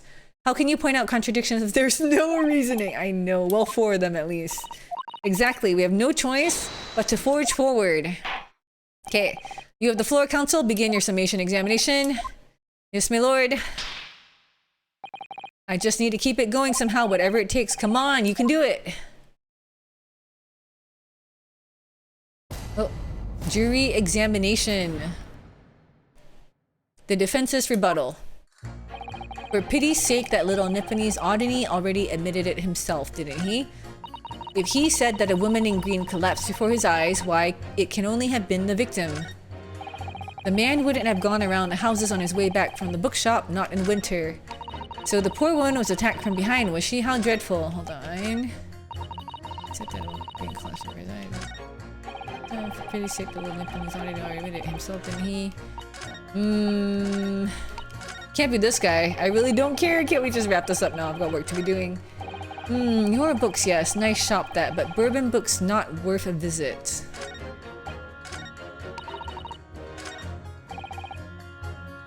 Can't we press the woman in green part? You have to press them. Oh, you have to press them. Okay, press. Press! I forgot we had to press. I completely forgot we had to press. Excuse me, but aren't you... Yes, that's right. I was in the witness stand myself just 2 days ago. Yes, I had a feeling I knew your face. Or the side of it anyway. If I remember correctly, you're a banker, aren't you? That's right. After the gold rush down under, I came back to London to work. You went to Australia? Down under where? And it was all going swimmingly until you started fossicking around. Bruce, fair play, was a man of repute. Sorry? Don't think I've forgotten how you treated me the other day.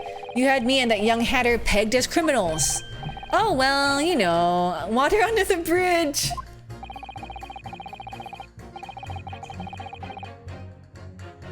Now there's all sorts of rumors buzzing around and the police have been badgering me nonstop. If I could turn back the clock. Well, anyway, I don't know about the hatter, but at least I'm in the clear now. I'm free to make up my own mind about who's guilty and who isn't. Ah, thank goodness. Alright, maybe I might struggle to change this man's mind given our awkward history. Oh dear, I wonder what's become of Mr. First now. Okay. Press. Hold it! You're right that at the time of the incident, the defendant admits to having seen someone wearing a green overcoat walking ahead of him. Well, quite, that's precisely my point. Clearly that someone wearing green was the victim. And clearly that funny little Nipponese man with the disturbing mustache is the culprit. But let us not forget, madame, the defendant vehemently denies attacking the woman. Why, of course he does. If he admits to stabbing her, his life is over. The man is obviously a liver-faced coward, honestly, claiming the woman simply collapsed before his eyes. But if that's a lie, as you're suggesting, do you not think he would have concocted something more credible? Oh, I really couldn't say. After all, you are foreign. Who's to say what goes through your funny little minds? I could tell you what's going through my funny little mind right now, but you wouldn't like it. Okay. Funny little Nipponese man is your favorite racist whip thus far in this game. Oh, it's awkward. I do declare the man has already made the admission. He himself has stated that there was nobody else around. Surely the conclusion is obvious. No one else could have possibly committed this awful crime. Oh, quip, I see. If no one else could have done it, the accused must be the man. Really, it could not be more simple. Your argument is compelling in its simplicity, I must admit. Oh my, you are too kind, my lord. That went well for her. Okay. Press. But you can't deny that there are other routes Mr. Natsume could have taken back from your books. Oh yes, like you drew on the map, you mean? What was it? Calabash Road or something? Precisely. But it seems to me that what counts is whether the little Japanese fellow actually went that way or not. Well, yes, that's true. And at that moment, there's no proof that shows he did, is there? Well, yes, that's true as well. And as I understand it, the accused himself doesn't remember which way he went, does he? Well, yes, that's annoyingly true. Winter nights are dark and cold, so the way I see it, you want to get home as quickly as possible. Okay. Well, yes. Why is this all true? So really, the only thing that makes sense is he went home along Briar Road. I'm supposed to be convincing you here! I have given it a lot of thought, you know. I didn't just make up my mind on a whim that he did it. I mean, if there was some logical reason why he might have gone the Calabash roadway, it would be different. I'd be happy to consider my position in that case, honest I would. A reason why Soseki-san might have taken the longer route home. Yes, a good reason. I don't imagine you'll be able to sway this young man's opinion about one. Probably we have to talk to the bookstore man, right? So the poor woman was attacked from behind, was she? How dreadful. Okay. Whatever is the matter, young man? You're the wife of Mr. Garrideb, aren't you? The landlord who rents Mr. Natsume his room. The master's wife? Where do you get your idea, sir? I'm the maid. The maid, you understand? She's keeping up that charade? Oh, it's gonna be awkward. Why didn't you mention this yesterday, that you'd be selected for the jury in this trial, I mean? Well, I was told not to mention it to anyone until the day of the trial, you see. It was in the letter I received. The instructions were very clear, so I'm afraid I had no choice. I see. Anyway, Mr. Natsume, the defendant, takes lodging in your master's house, doesn't he? Yes, that's right, although he's only been in a little over a week now. And in that time, surely you must have taken stock of his character. Does Mr. Natsume look like the kind of man who would commit a crime such as this? Oh my goodness me, yes, he's just the sort! What? Spending all his time in that dark and dingy room sporting that unscrupulous mustache. The man never speaks, and don't get me started on those shifty eyes. All the neighbors are talking about him. I've heard them, you know, people think he must be building a bomb in there or something. Poor Mr. Natsume, how could people say such things about him? He's just a harmless bookworm, nothing more. Well, you just call him a worm, so... Anyway, I'd better be careful about inviting this maid to speak. She said enough damning things already. Why would he ask that? She already expressed his opinion yesterday. Because he's stupid. That's why. Zali, he's stupid. Okay. I really don't care. A man's life is on the line here, sir. This will take as long as it takes. Don't get clever with me now, son. My life's on the line too, and so is my family's. The likes of you wouldn't understand, but a laborer like me can't afford to take time off. If I don't work, I don't eat, and neither do the wife and kids. Oh, I see. That must be very hard. I go to the union every morning to find out what needs doing. If you're late and the work's taken, it's tough. This time of year, there's water and gas supply pipes bursting left, right, and center. They're after cheap labor to get the roads dug up to fix it. It's a hard slog from dawn till dusk it is. So, you were out digging up the roads on the day of the incident as well, were you? That's right. In fact, if I remember rightly, you about to tell me something useful? It was just round the corner from where it all happened by that old bookshop it was. Another coincidence? That's right, Meerschaum Street it was. Meerschaum Street. On the map, there are only 3 named streets. Juror number 5, I need you to add that information to your formal statement, please. What's the point in that? Can't we just get this business over with now? Please, sir, it's important. Fine, I'll do it then. Okay. Yeah, there's construction. This is a circus and we're all clowns. Okay. On the day it happened, I was digging up Meerschaum Street from dawn till dusk. Okay. Press. Hold it! Huh? Sorry? Fold it, you say? Fold what? What I just said was hold it. What I wanted to ask was, do you visit your books often? I like the old books they have in there, yes. I enjoy reading them over a nice cup of old tea. That's my daily routine, you see. Same thing every day, including the day you're all talking about. And the investigation somehow missed that, I know, right? And at what time did you visit your books on the day in question? Well, I was picking out books in there all afternoon, and it would have been just before 5 that I left. He's wearing green! He's wearing green! That's my daily routine, you see. Same thing every day, including the day you're all talking about. Just before 5, you say, exactly when the victim was attacked. Are you sure about the time? Oh yes, no mistake there. I remember it well. I'm not about to forget that day in a hurry, not after the dreadful time I had. What do you mean? Well, I was walking down Calabash Road when I slipped on the ice and donked my head. It's always worse after the snow has stopped falling. That's when it's most slippery. Knocked myself clean out, I did. I really thought my number was up. Wait a minute, let me get this straight. This happened on Calabash Road. That's right, I live in Cornpipe, you see, what the fuck? Heading down Calabash Road is the quickest way for me to get back from your books. Juror number 6, I must insist that you add that information to your formal statement. Huh? Sorry? Extremely sick? No, I'm quite alright now. Okay. It sends a shiver down my spine to hear the members of the jury so convinced of Mr. Natsume's guilt. But I can't help feeling that some of their opinions are rather subjective. I agree, it's the irrelevance of what some of them are saying that sends a shiver down my spine. Still, at least some of their assertions don't actually incriminate him of anything. That's something. We must use that. Okay.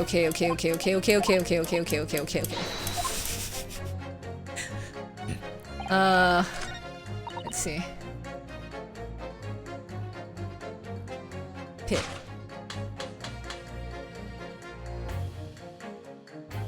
Objection! Pit. Those 2 statements clearly show a flaw in the juror's reasoning. A flaw? What are you talking about, Consul? Did I do it wrong? Well, juror number 2, juror number 6. My, whatever do you mean, sir? Oh, I did it wrong? Did I do it wrong? Okay, I did it wrong. Alright. I think perhaps the old man didn't hear you. Unbelievable. It's not like I was loud or anything. There is at least one fact of which we can be sure here. The bookshop receipt found in the defendant's room clearly indicates that on the day of the attack, he had been to your books and purchased a number of secondhand titles. He then returned home on foot. But the man says he has no recollection of his return journey. That's correct. But what he does remember is seeing someone appear in front of him on the way. Someone in a green overcoat who suddenly collapsed on the pavement before his eyes. Yes, we are well aware of all this. The poor young woman who was stabbed, obviously. Can we really be sure of that, madame? My, whatever do you mean? I'm sure you heard juror number 6's account of what happened to him that day. That same afternoon, there was somebody else apart from the victim who was wearing a green overcoat and who fell over on the icy streets in the neighborhood. Oh my. That's such a stupid contradiction. So he just assumed the old guy wears the same overcoat every day? Yep. That's right, I'm referring, of course, to hard of hearing juror number 6. Are you really suggesting that the person in the green overcoat whom the defendant saw collapse in front of his eyes was a jolly old gentleman on the end of the bench here with me today? We're just reusing assets? That is entirely possible, yes. After all, the old man had a somewhat similar build to the victim. Well, look at that! My goodness me. Huh? Sorry, you need a pee? And crucially, we know precisely where the old man in the green overcoat fell. On Calabash Road. Therefore, if the person who Mr. Natsume saw collapsing in front of him was in fact juror number 6, it means the defendant must have taken the long route back to his lodgings. And if that's true, then clearly the crime scene on Briar Road where the woman was stabbed was not on his way home. Oh my. I don't believe... I don't even believe the words that I'm saying. You idiot old man, if you hadn't been so daft as to be roaming about there, we'd have boxed this off hours ago. And really, what were you thinking wearing such a befuddling coat? What did you say to me? Is it a crime for the elderly to walk the streets these days, huh? Is it a crime to slip over on the ice? Is it a crime to keep up with the latest styles and wear a beautiful green overcoat, is it?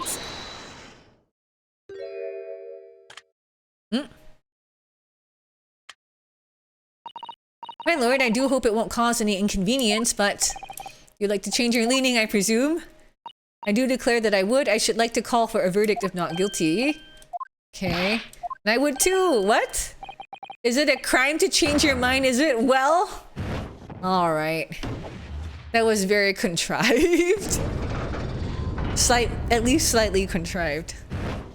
Alright, alright, alright. Let's see here. Yay! Well, we've managed to change a couple of minds at least. It strengthened our position somewhat.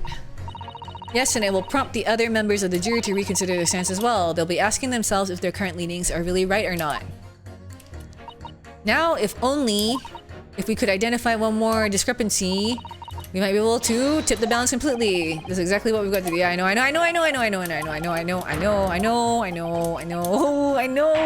this works. Thank you, counsel. Every single time they have to re-explain how it works to me. Okay, let's see. The man wouldn't have gone around the houses on his way back from the bookshop, not in the winter. So I pit this guy. Hold on, let's look at the map. Oops, this is not the map. Near Sham Street. Okay. Yeah, so maybe he took the long way around because of the construction. Yeah. Objection. Those two statements are clearly at odds with one another.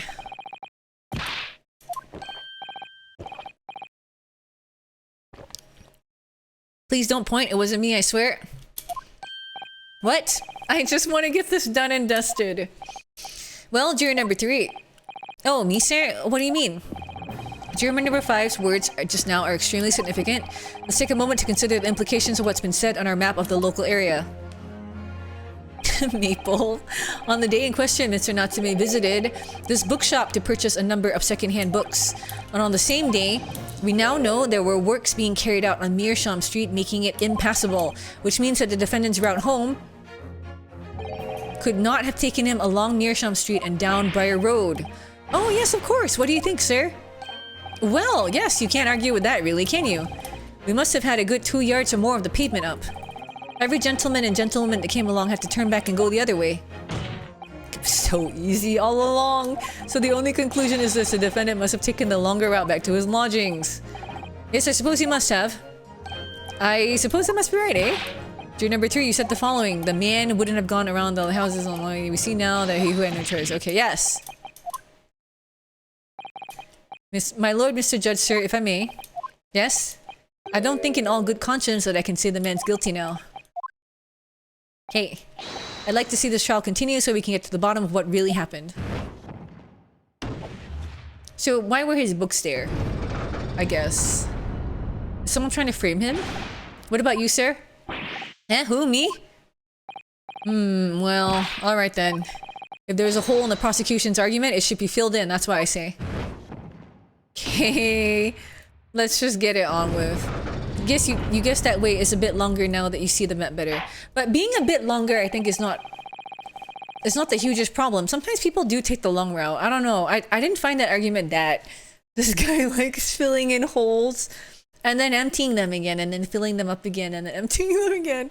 Well, that summation examination has concluded with a rather large shift in opinion. The ayes 2, the noes 4, so the noes have it not guilty, they say, which means we no longer have a consensus amongst the members of the jury.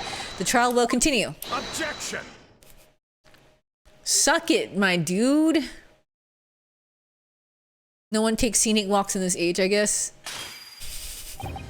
Could it seem churlish of me to drink from my hallowed chalice moments after raising an objection, only to crush it in disgust? Pray forgive the discourtesy. Lord Van Zeeks, it seems I must retract my earlier remark. What do you mean? I mistakenly credited these jurors with intelligence by describing them as insightful. Yet we have just witnessed them falling for a cheap trick performed by an Eastern entertainer. Eh? Whatever do you mean? I haven't tricked anyone. Everything I've said is the truth. Indeed, stalwart juror number 5 was undoubtedly repairing the road as he claims. I believe you said it was a good 2 yards of the pavement which you had excavated, sir. That's right, took me the whole day and they paid me a measly tuppence for it. Now, my learned Nipponese friend, tell me, do you have any notion of the distance that 2 yards represents? If I'm honest, I don't have a clue now. How big is 2 yards? A little less than 2 meters. 2 yards is... Oh, she literally said that, look! A little less than 2 meters. Less than 2 meters? That's not much at all. In other words, a distance readily vaulted by anyone of moderate vigor. Would you not agree, my stalwart friend? Eh? Me? Well, I can't say you're wrong, no. What? And did you perchance erect a sign to prevent pedestrians from passing the site of your works? Eh, I wouldn't dream of it. What a waste of time. No coaches would have had a cope of passing anyway, and we can just turn any gentlefolk back when they come. Kids just jump right over us all the time. The accused is no gentleman as far as I can see. I have little doubt, however, that he could spring over a 2-yard trench in his meanderings around town. Jump? 2 meters? It's not that easy, is it? Wait, what? Is that true? Is it? I don't think it's true. Have you guys seen him? The incontrovertible truth, jumping 6 feet with books, hell no. Yeah, in the winter? You guys have seen him, right? He's like a nervous little wreck on icy roads. The incontrovertible truth is that the books just purchased by the accused were found at the scene. There can be no doubt that on his way back to his lodgings, Mr. Natsume walked down Briar Road. Ugh, crushed in a single sentence. And old man. Yeah, he's a shut-in. Cold man? You can talk! You say that around 5 o'clock on the day in question, you slipped and fell on Calabash Road.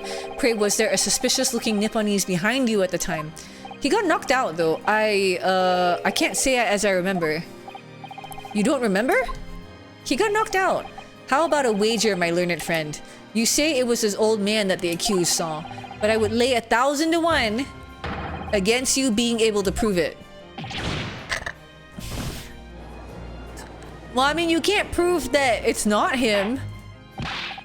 Order! Lord Van Zeeks, explain yourself. Okay, hold on, let's see. My lord? If you had such a trenchant argument up your sleeve, why in the world did you not prefer it during the summation examination? I wanted to give this young foreign student the sightseeing experience he no doubt came for. He doesn't need to prove it, he just needs to introduce reasonable doubt. That's true. I wanted him to see for himself how the opinion of the jury is so readily swayed. Ugh. But my hospitality has its limits and they have been reached, I feel. The cloak came off. So my learned friend, today's sightseeing tour of London is now over. If the guy was working the street that day, how come he didn't see the accused passing? Maybe he was busy? I don't know. What are you talking about? My lord. Especially if it jumped over the fucking whole truth. The prosecution requests permission to call its next witnesses to the stand. Alright, let's go. Bring the witnesses. Granted. Bailiff, bring them out. Its next witnesses. Mr. Naruhodo, do you not remember? We've been told on several occasions that there were eyewitnesses to the incident. Yeah, I remember, one of them being a Scotland Yard policeman, no less. I'm afraid that's likely to be the prosecution's next witness. Bet it's that weird guy. Alright, no matter who Van Zeeks brings to the stand as his witnesses, and no matter what they say, I believe in Soseki-san, I believe he's innocent, and I will keep believing to the very end until this battle is over. Okay, who's up next?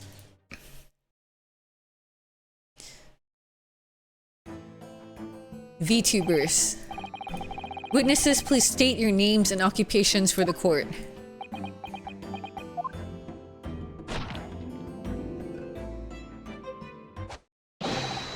Constable Rolly beat. Sa! Nothing to report on the streets. Sa! It's the person who did this one. See, reporting officer.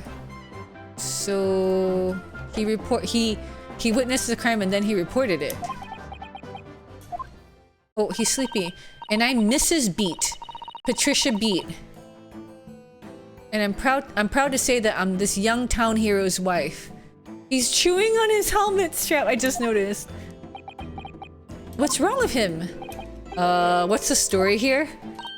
Well, in truth, we've not been married long. In fact, we celebrated our first anniversary only the other day. He's married to a VTuber. No, it was your husband I was asking about. He seems tired. Hardly surprising. Whilst being an honorable occupation, patrolling the beat is the most demanding work in the world. Wife, they look like siblings, I know. Oh really? I'm sure I've heard that before actually. Indeed, apart from rare days off, our gallant officers trudge some 20 miles a day, you know? They patrol boarding houses and pubs, collect taxes, survey the streets, check that meters are reading true.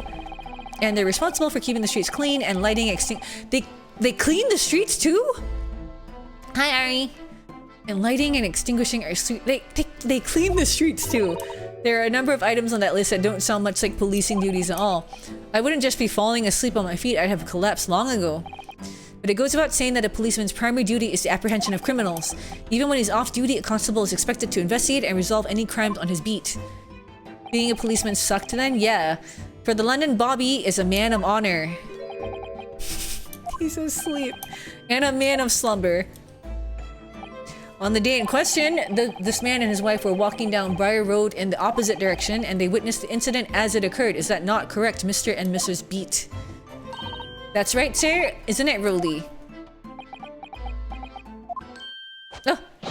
Constable Rolly Beat, sir. Nothing to report on the street, sir. What a great witness he is going to be. So they're underpaid and underworked? Yeah. Oh, overworked. Very good. I'd like to hear your formal testimonies now, please. You will tell the court exactly what you saw in the afternoon of the incident. Yes, sir? Okay. Oh. Okay. What the witnesses saw. It was our wedding anniversary and Rolly was taking me out for a meal. There was no time to change after work. Anyway, two silhouettes appeared out of the fog on the pavement in front of us. All of a sudden, one of them just collapsed on the floor, then the other scattered something before running off. We ran straight over, of course, then went for help at a nearby police box. It was definitely that Japanese man in the dock. Rolly and I both saw him as clear as day. They have matching scarves, that's cute. Yeah, you're right. Them calling him a hero reminds you of when people called medical staff heroes during the pandemic while also not paying any extra overtime. Yep. Okay, so they said that he would be a really reliable witness, but he didn't even speak. Well, this is extremely compelling testimony, I must say. Oh dear, this policeman and his wife are claiming to have positively identified Mr. Natsume at the scene. If their testimony is true, the alternative course of events that you establish in the summation examination will be quashed. It's death knell, in fact, because that alternative was never viable in the first place. What an unfortunate bechancing, and on your wedding anniversary too. Oh, I know, but I still managed to go out for the evening with my man. I thank the Lord for that. What? They witnessed a murder and she went out for her anniversary dinner? Gosh, the life of a London Bobby sounds very hard indeed. Indeed, however, this cross-examination will be over in minutes. You may well have time to rest this afternoon. What do you mean by that? My learned friend, the witnesses saw the face of the man fleeing the scene. They are testifying under oath that it was without doubt the accused, Mr. Soseki Natsume. And one of the witnesses is a policeman no less who appreciate the gravity of the situation, I'm sure. Except that man's so tired, his wife has to do all the talking. Enough preamble, counsel for the defense. Commence the cross-examination, please. Alright, time to press them on every statement.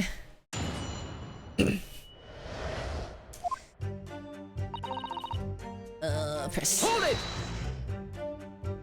No time to change after work, you say? Are you also a member of the police, Mrs. Beat? Oh no, sadly not. It's a job for strapping young men only. Just ask the policeman if he can recognize the accused in the jury. Women, children, and the elderly can't even apply. Well, I think you can probably see why children and the elderly can't do the job, can't you? I think Rolly looks ever so handsome in his uniform. It suits you down to the ground, doesn't it, darling?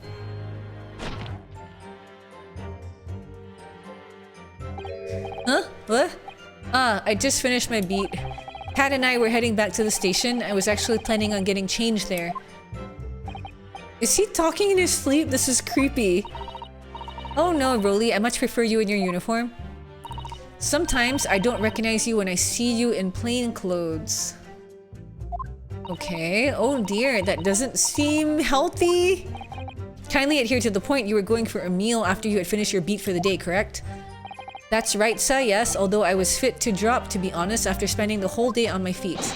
But policing is my life, sir. As long as I'm the proud owner of this, I will serve my city and my queen to the end. What is that? Was a man actually awake to consent to the marriage? She's a badge bunny. Oh, is that what they're called?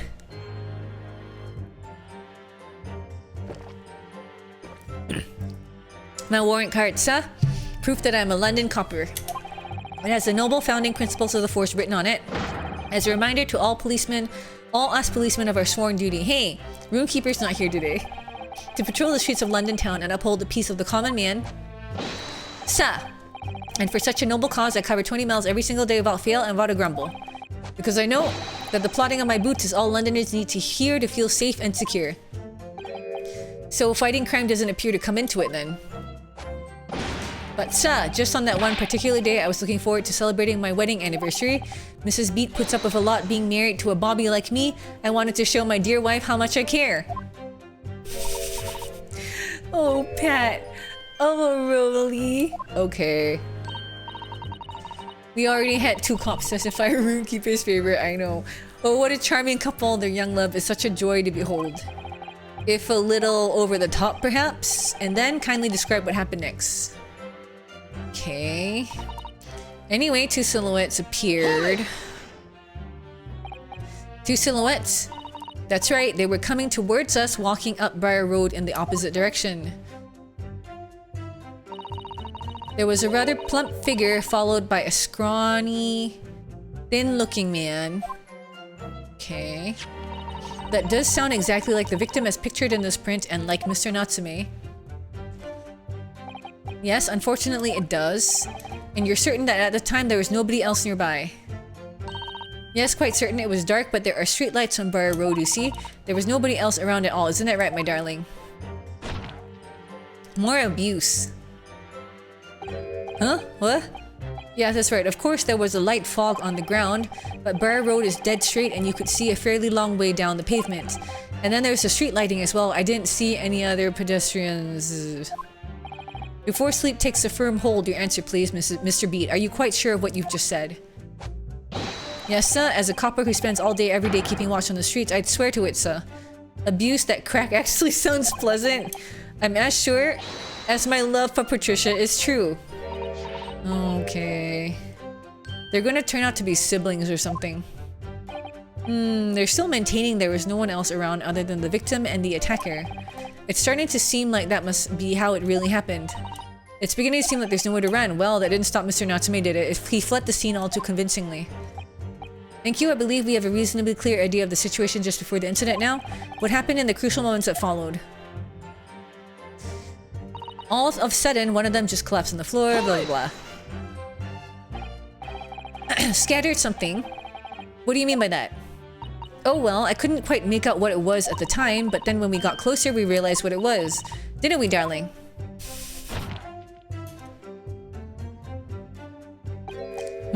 Oh, that's right. It was some old books. I see, old books. Yes, sir, the culprit had dropped a number in them around where the victim lay on the pavement. Indeed, as clearly pictured in this photo. That rotten Japanese man did that when he did the deed. Let's not forget that it remains to be established that the defendant was indeed the attacker. But we saw him, it was the man in the dock without question, sir. The mustache, the hunchback, the cat-like eyes, the taut mouth, the snub nose, everything. Any more insults you want to throw in? That's right, he looked down at that poor defenseless woman with those terrifying, intense eyes, and then suddenly threw his books onto the pavement and ran away.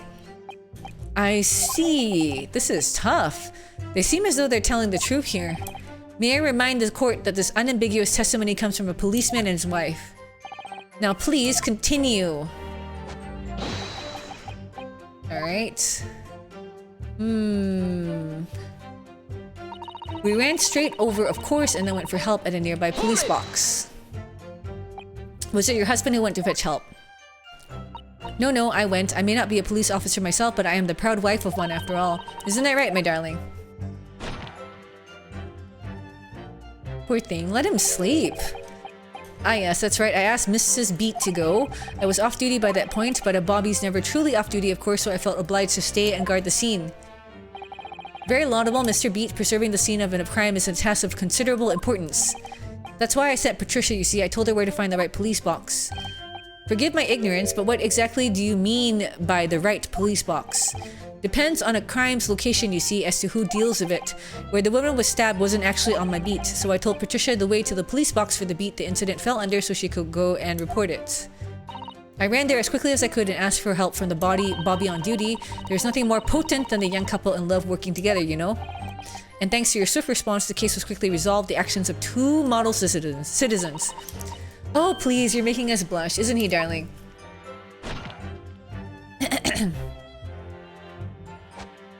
Oh, this is so unambiguous. I think this guy is fucked. Let's move on, shall we? Okay, last one. It's definitely the Japanese man. But surely you wouldn't have been able to see his face by the light of the gas street lamps, would you? We absolutely could. Us Londoners have exceptional eyesight, I'll have you know. Right.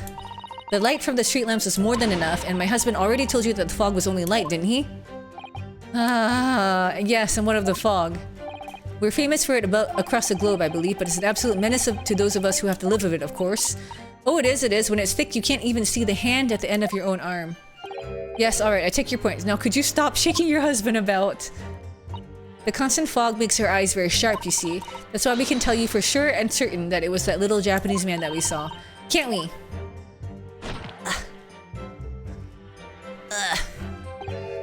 Huh? What? It was the accused and no mistake. The mustache, the hunchback, the cat-like eyes, the taut mouth, the snub nose. As far as this couple's testimony is concerned, there can't be any question. It was Soseki-san they saw running away from the scene of the crime. Snap his neck, no doubt. So that's it. That's their entire testimony. Wish someone would crack my neck, but like gently, you know? What do you think, Mr. Naruhodo? Well, I hate to admit it, but on hearing the testimony, it really does seem as though Mr. and Mrs. Beat saw what they saw. What they say they saw. Mr. Natsume running away from the scene on Briar Road that day. Yeah, I feel the same way. So if that's true, where does it leave us? The members of the jury are sure to call for a guilty verdict after this testimony. Oh no, then what do we do? If Kazuma-sama were here, what are you trying to say? I think he would try to find a contradiction somewhere else within their testimony. What do you mean, somewhere else? Their statement about seeing Mr. Natsume is unequivocal. Calling that into question won't help, but if you could identify some other part of their testimony which would contradict... Yep. Okay, so... Mr. Lawyer, sir, can I ask you something? Oh, yeah, of course, what is it? Well, you keep asking us all these questions about everything we've told you, so... It seems like you don't believe our testimony, is that right? Is it? Well, out with it. Huh? No. Oh, no, it's really not that at all. My husband's a policeman, remember? And I know what I saw. I remember every last detail, everything, like...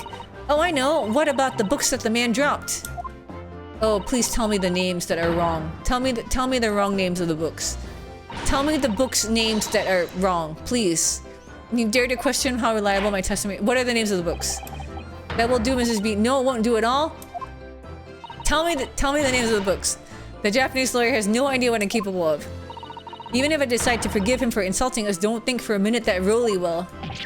I really did not mean to cause offense. Please put your husband's fist down. Give me the names of the books! Perhaps you would like the opportunity to supplement your testimony, Mrs. Beat. Might that appease you? Oh, thank you, my lord. That would settle things nicely. Objection, this is Wolzada, and you have to say this. How's your day going? This game is making me sleepy. They need to get to the point. How's your day going? Come on! Tell me the names of the books! I could even tell you the names of the 4 books he dropped at the scene. Okay. There's only 3 books. There's only 3 books. There's actually only 3 books on in the photo. So could we use multiple things to prove that she's wrong? Because he only bought 3 books. Okay, so what are the names of the books? Yes, we know that there were books dropped at the scene of the crime, as you say. Those purchased by the accused at the nearby secondhand bookshop on the day in question. There's 2 in the photo, no? I thought there was 3. There's 3. After I've been to the police box for help, I decided to have a good look over the area for good measure. I'm a proud policeman's wife. After all, I did it for Roldy. And what was your husband doing at the time? Oh, he was lying face down in the snow, getting some well-deserved rest. He fell asleep! He works ever so hard, you know. Interesting way of guarding the scene of the crime. Well, Mrs. Beat, seeing as you've regaled the court with tales of your powers of recollection, would you be so kind as to recount the titles of the books you observed at the scene? I'd be happy to. Now, are you all listening? There was the picture of Monsieur somebody or other, and What's It Yearnings. Then there was a meal for someone. Oh shit, those are the same books. And the last one was definitely the Thingamy something. Those are actually the right books. You see? Yes, I see there are 1 or 2 holes in your memory. Oh well, they were along those lines, I'm quite sure. There were indeed books found at the scene with titles along those lines, as you put it. Well, what did I tell you? So I think it is very mean the way you've been implying that my testimony can't be trusted. Don't you agree, darling? Anyone who upsets my Patricia will have me to answer to. Wow, he took his gun out. He went back to sleep. Terrifying. She really is. Okay, so that's it then. Yep. I'm suffering. Hi, no sleep. How are you? I am suffering. Wish they let you skip that instead of having to go through it again. Okay, so it's the... He only bought 3 books, right? Were those books from your shop? Yeah. I believe they were, but she said there were 4 books and he only bought 3 books. So, check this out. So she said that there was the picture of something, a meal for something, something yearnings, and then she said that there was a 4th book. The something of Thingamy or something like that. So, is that? Objection! He only bought 3 books. So you're saying that there were 4 books. That's right, I remember all of them.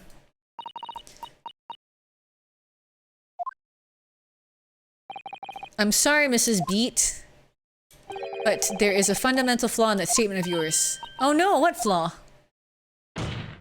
Simply that at the scene of the crime, there were only 3 books, not 4. What? This is the receipt from the bookshop where the defendant bought his books. I feel like our logic is faulty. Your books? Yes, and it details Mr. Natsume's purchases that day, but as you can see, only 3 books are listed. Only 3? But no, that can't be. I remember seeing them. There were 4 books, I tell you. 4 dirty old books. I really have a good look at the scene of the crime. As you can clearly see from this evidence as well, there are only 3 books. But I just don't believe it. I saw them there. I saw it. I swear it. I saw them. No, madame. I'm sure your powers of observation cannot be relied upon. So it cannot be denied that though you say it was the defendant you saw, you could very well be mistaken. Oh no! No! Okay, I think our logic was mediocre, but okay, sure. Is the 3rd book behind Shino's head? Hi, fellas. It's plainly evident. You keep seeing only two. Oh, it must be, yeah. That is your... Hold on. I think it must be behind my head. You're right. It was there all along, you guys. You think it's fine logic for sowing doubt, but not bulletproof. True. Someone came back and took the other book while the guy was asleep.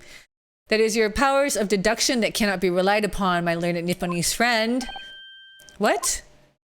Okay, what now? What cannot be denied is that these two witnesses saw the accused running away from the scene. A fact that you know very well you have no hope of disproving.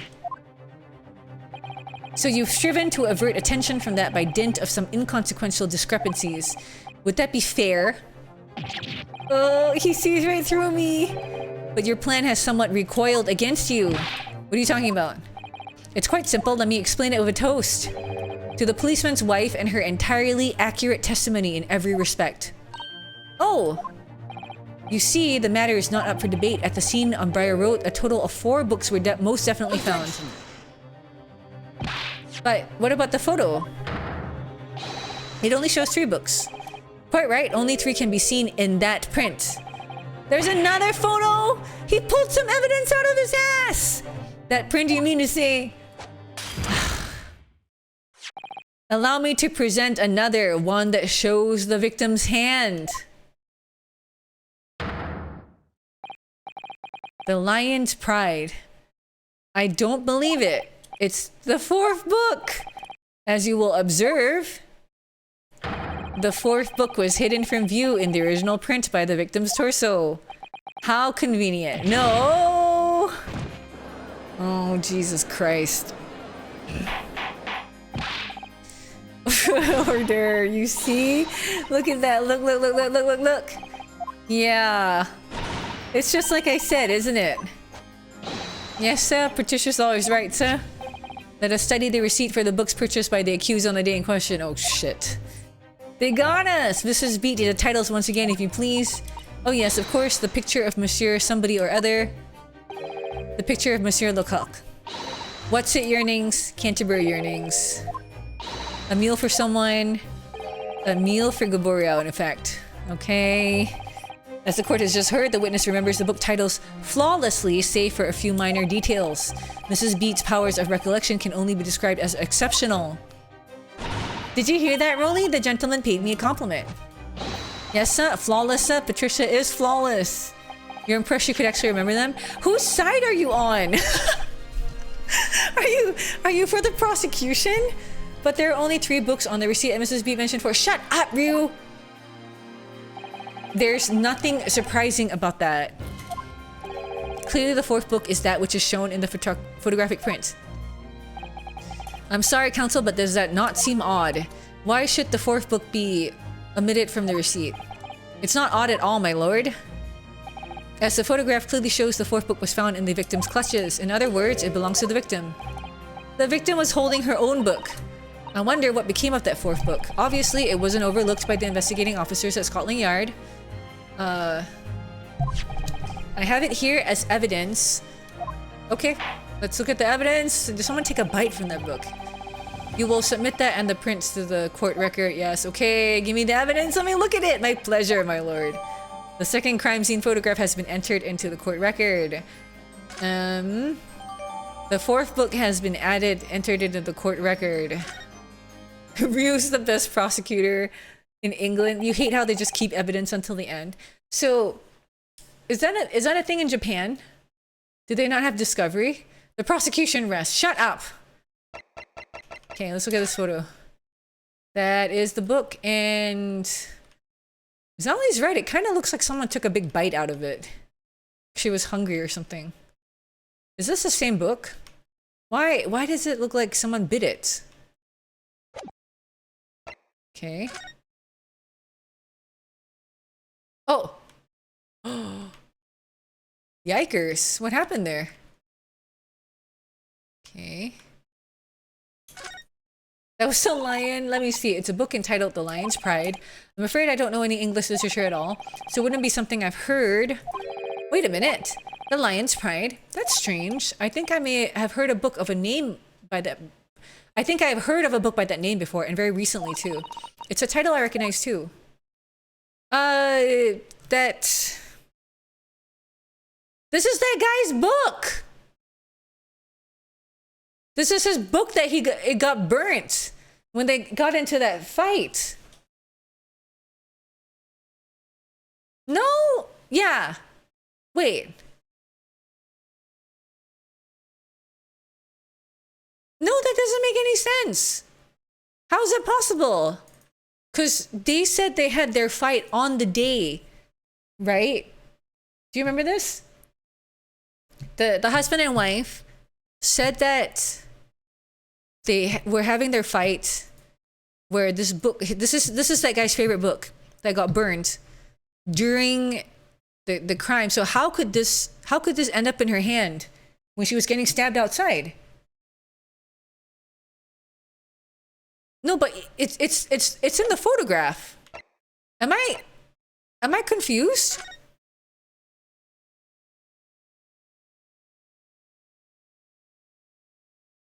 Maybe it was staged afterwards? She threw the book out the window, hit the lady on the head. She fell onto the knife. Did she throw it out the window?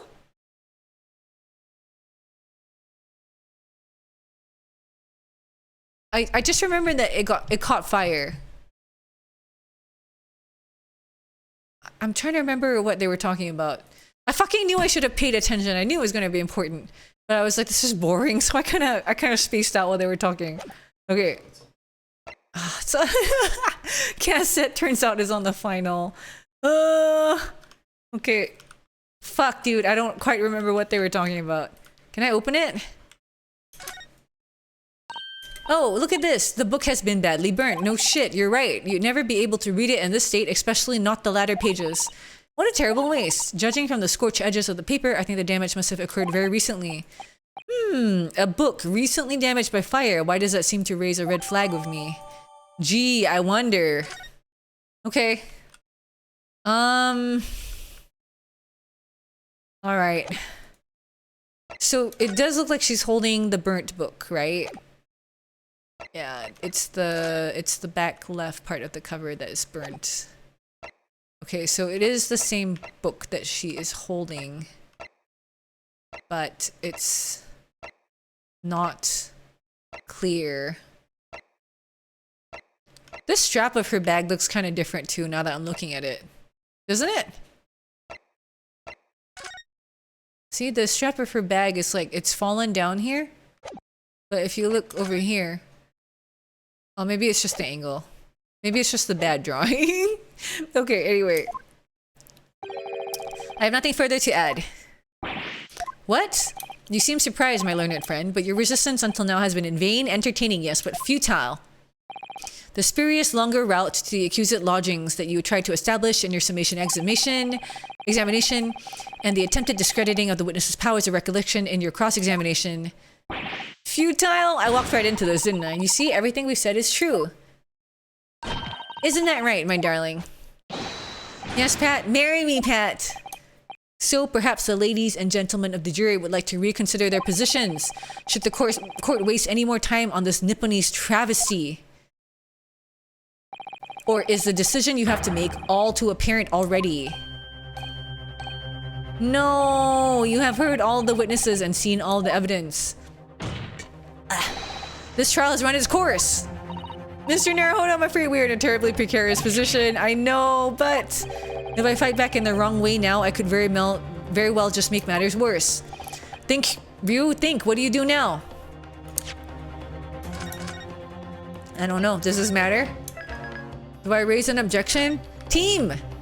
My legal team needs to advise me. Do I raise an objection or wait and see?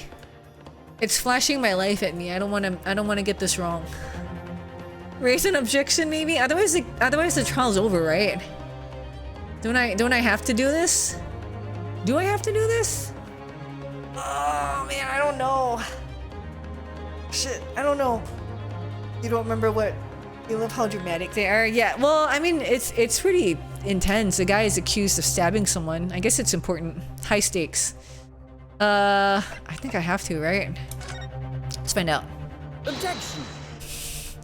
Wait and see till it. I'm not done yet. No, my learned friend, it's over. That last cross-examination was your final chance to establish a credible defense, and you failed. It's intense but also intensely stupid. The die has been cast, there is no more room for debate. Well, it might be over as far as you're concerned, but... I can't think of what to say! If I may, Lord Van Ziek, she's coming to my rescue! It seems somewhat boorish to close down the debate at this point. Huh. Your insignificant little Eastern Isle must be a lawless hole indeed. For a lowly judicial assistant to have the audacity to intervene at a moment like this. Wow. I am, to my shame, still a very inexperienced lawyer. So you have to forgive me, but I consider my assistant's advice essential and her opinions invaluable. Mr. Naruhodo! One of this land's great guiding principles is tolerance, so the court will hear you, madame. Go ahead, Miss Susato, please. Very well. Pray, what insight can you give us? What have we all overlooked in this matter that you see fit to pursue further? Tolerance since when? Well, the court has been presented with new evidence, but only after the last cross-examination finished. I see. And you believe that this new evidence warrants further examination, do you? Mr. Naruhodo, what do you think? Yeah, I agree. It's just possible that this new evidence might be the decisive proof we have been waiting for. The judge is sure to ask the members of the jury to announce their leanings in a moment. And of course, he's sure to ask you to explain what the crucial piece of evidence is and why. So we must take this opportunity to examine it. I don't know. I guess it's the book, probably? Susato-san is one last chance here. Okay, we're down to our 5th last chance. One last chance. Okay. All right. Very well. We may present one further piece of evidence that apparently offers a profound insight into this case and has hitherto been overlooked. Is it the book? The burnt book? Is it the burnt book? Certainly there's something wrong there. Something's not right there, right? Is it the burnt book? Yay, nay? Is it the burn on the book? Why is it any? Huh? Yeah, what else could it be, right? It has to be the book because it got updated. Okay. Let's do it. Wait, it doesn't... The burn on the burnt book. Do I just present the book? Take that! Oh, I see. The thing got updated, I see. The evidence in question is what we can see from the newly presented print. Wait a second, did I choose the wrong thing? Oh, the 4th book found in the victim's hand. Sorry, I thought I chose the wrong thing. Honestly, can't recall anything about the book. Okay, we have already discussed the 4th book at length. Other than it being in the victim's grasp at the time of the incident, no significance has been attached to it. Pursuing the matter further would be a flagrant waste of the court's time, as you well know. Now I'm trying to figure out...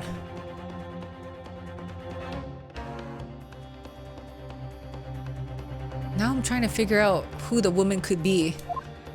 Is it the guy's actual wife? Maybe the woman who got stabbed is the guy's actual wife.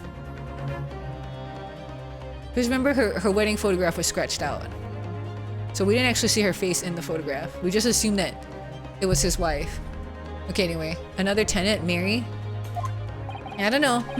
Yes, I'm afraid, counsel, I must concur with the prosecution on this matter.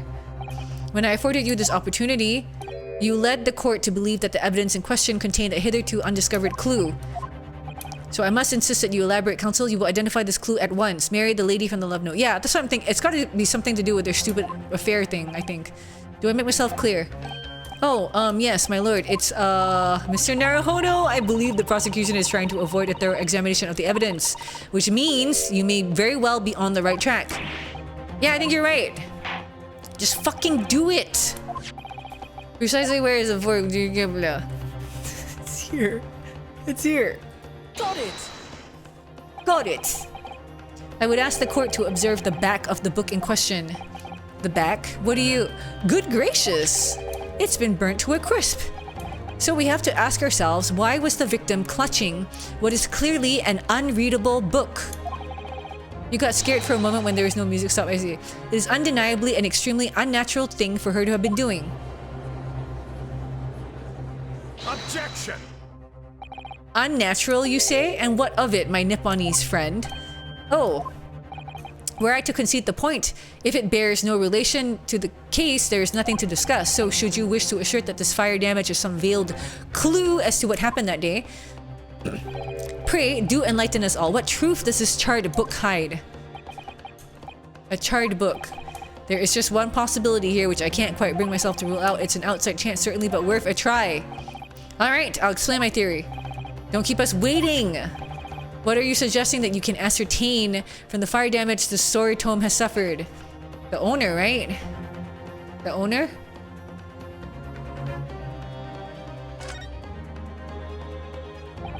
My lord, the burn on the back of this book reveals a startling truth about the book's owner. I beg your pardon, but we already know who the book belongs to. The victim was gripping it in her hand as she fell to the floor. After all, it's obviously hers.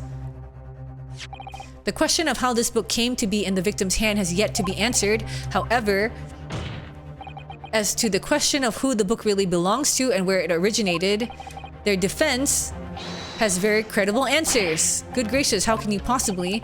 Very well, I'll play along with this futile attempt to delay your inevitable demise. But do remember, the members of the jury may well burden you if your little gamble goes awry. Counsel, the response here is very likely to influence the final outcome of this trial. So tell the court, who do you claim is the owner of the burnt book? Oh my god. It's this guy, right? Yeah. Take that! It's so long-winded. Yeah, I know. The answer is that the book belongs to the couple who own the house where the defendant has his lodgings, a certain Mr. and Mrs. Garadab. The landlords? And whether this is some extraordinary coincidence or some kind of fate at work, I do not know. But of all the people in London, one of the 6 chosen for the jury duty in the courtroom today is none other than Mrs. Garadab herself. Oh my goodness, me? I think you must be mistaken, sir. I'm not Mr. Garadab's wife. I'm his maid. Things would be so much easier if you would just drop the pretense. Oh, I should go back up here. Sorry. Alright then, how about a simple question for you? Have you ever seen this book in Mr. Garadab's house? I would never presume to know all the books he keeps, sir. Objection! This is outlandish behavior. This woman is the accused's landlady, you say. You implicate this hardworking member of the public, you besmirch her without a shred of evidence. Your actions are unforgivable. Objection. This is not mere conjecture. The defense happens to know that on the day in question, at almost exactly the same time as the victim was stabbed on the pavement below, another incident was taking place in the room on the top floor of Mr. and Mrs. Garadab's house. Good lord, what sort of incident, counsel? A fire, my lord. Okay. These damn Nipponese. If this hellhole had reasonable jury selection, someone that close to the victim would never be on the jury. It's true. Afraid to say it was blah blah blah blah blah. Couldn't take from blah blah blah blah. Lost my favorite. How could the book be in her hand? The Lion's Pride. By Jove, the very same title that's the subject of this debate. Oh dear me.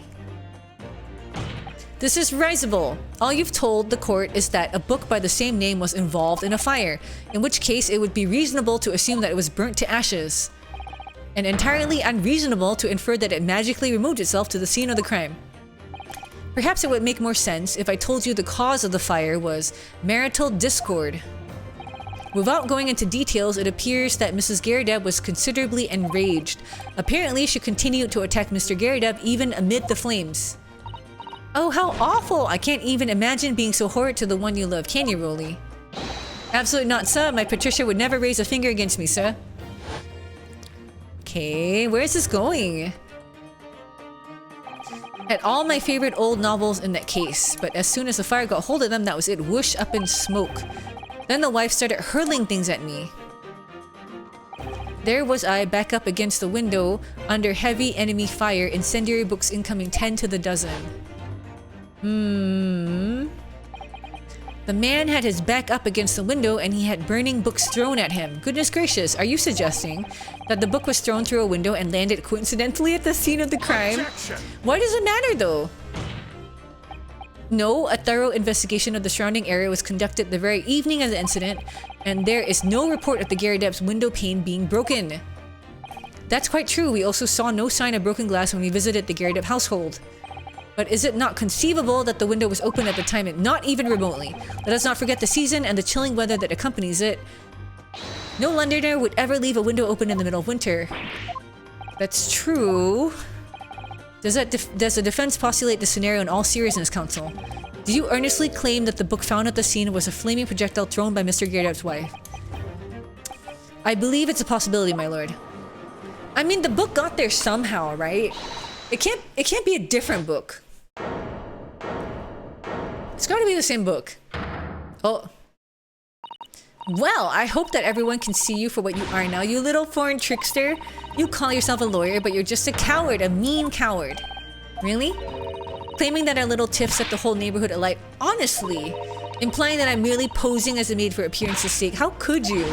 It's nothing to do with this beastly case, not any of it. All you've done is sully our family's name. No, I assure you that was never my intention. Dragging an upstanding citizen's name through the mud simply to divert attention from your failing defense. I should box your ears, that's what I should do. It's utterly unforgivable. Too right. Here we go. How long have we sat here now listening to this Nipponese spouting out his fancy forward theories? But think about it. At the end of the day, the only person who could have possibly stabbed the victim is that little hunchback with the mustache, and he ran away from the scene too. I do declare you're right. It's true. Yes, what did I tell you? Makes sense to me. Huh? Sorry, what's that? Well, it would appear that the ladies and gentlemen of the jury are once again in full agreement. Can we keep doing summation examinations? What is your position, Zeke's nuts? In truth, my lord, I feel that these have been unnecessarily protracted proceedings, but then one must always exercise patience in order to savor the best vintage. No, wait! The mystery of the fourth book still hasn't been... If books are your predilection, my learned friend, study them on your own time. If they do go to prison, can't they request an appeal? I don't know how it worked in 19th century Britain. That's how it works in real life. This is anime law, not real life law. What, no forgive the discourtesy this time? Oh shit, he pulled out the leg, that's right. In that case, ladies and gentlemen of the jury, you will now state your individual decisions regarding the defendant's culpability for the court to hear. Guilty! Guilty. Guilty. Guilty. Guilty. Okay, Guilty. I guess we lost again. Oh, Jesus.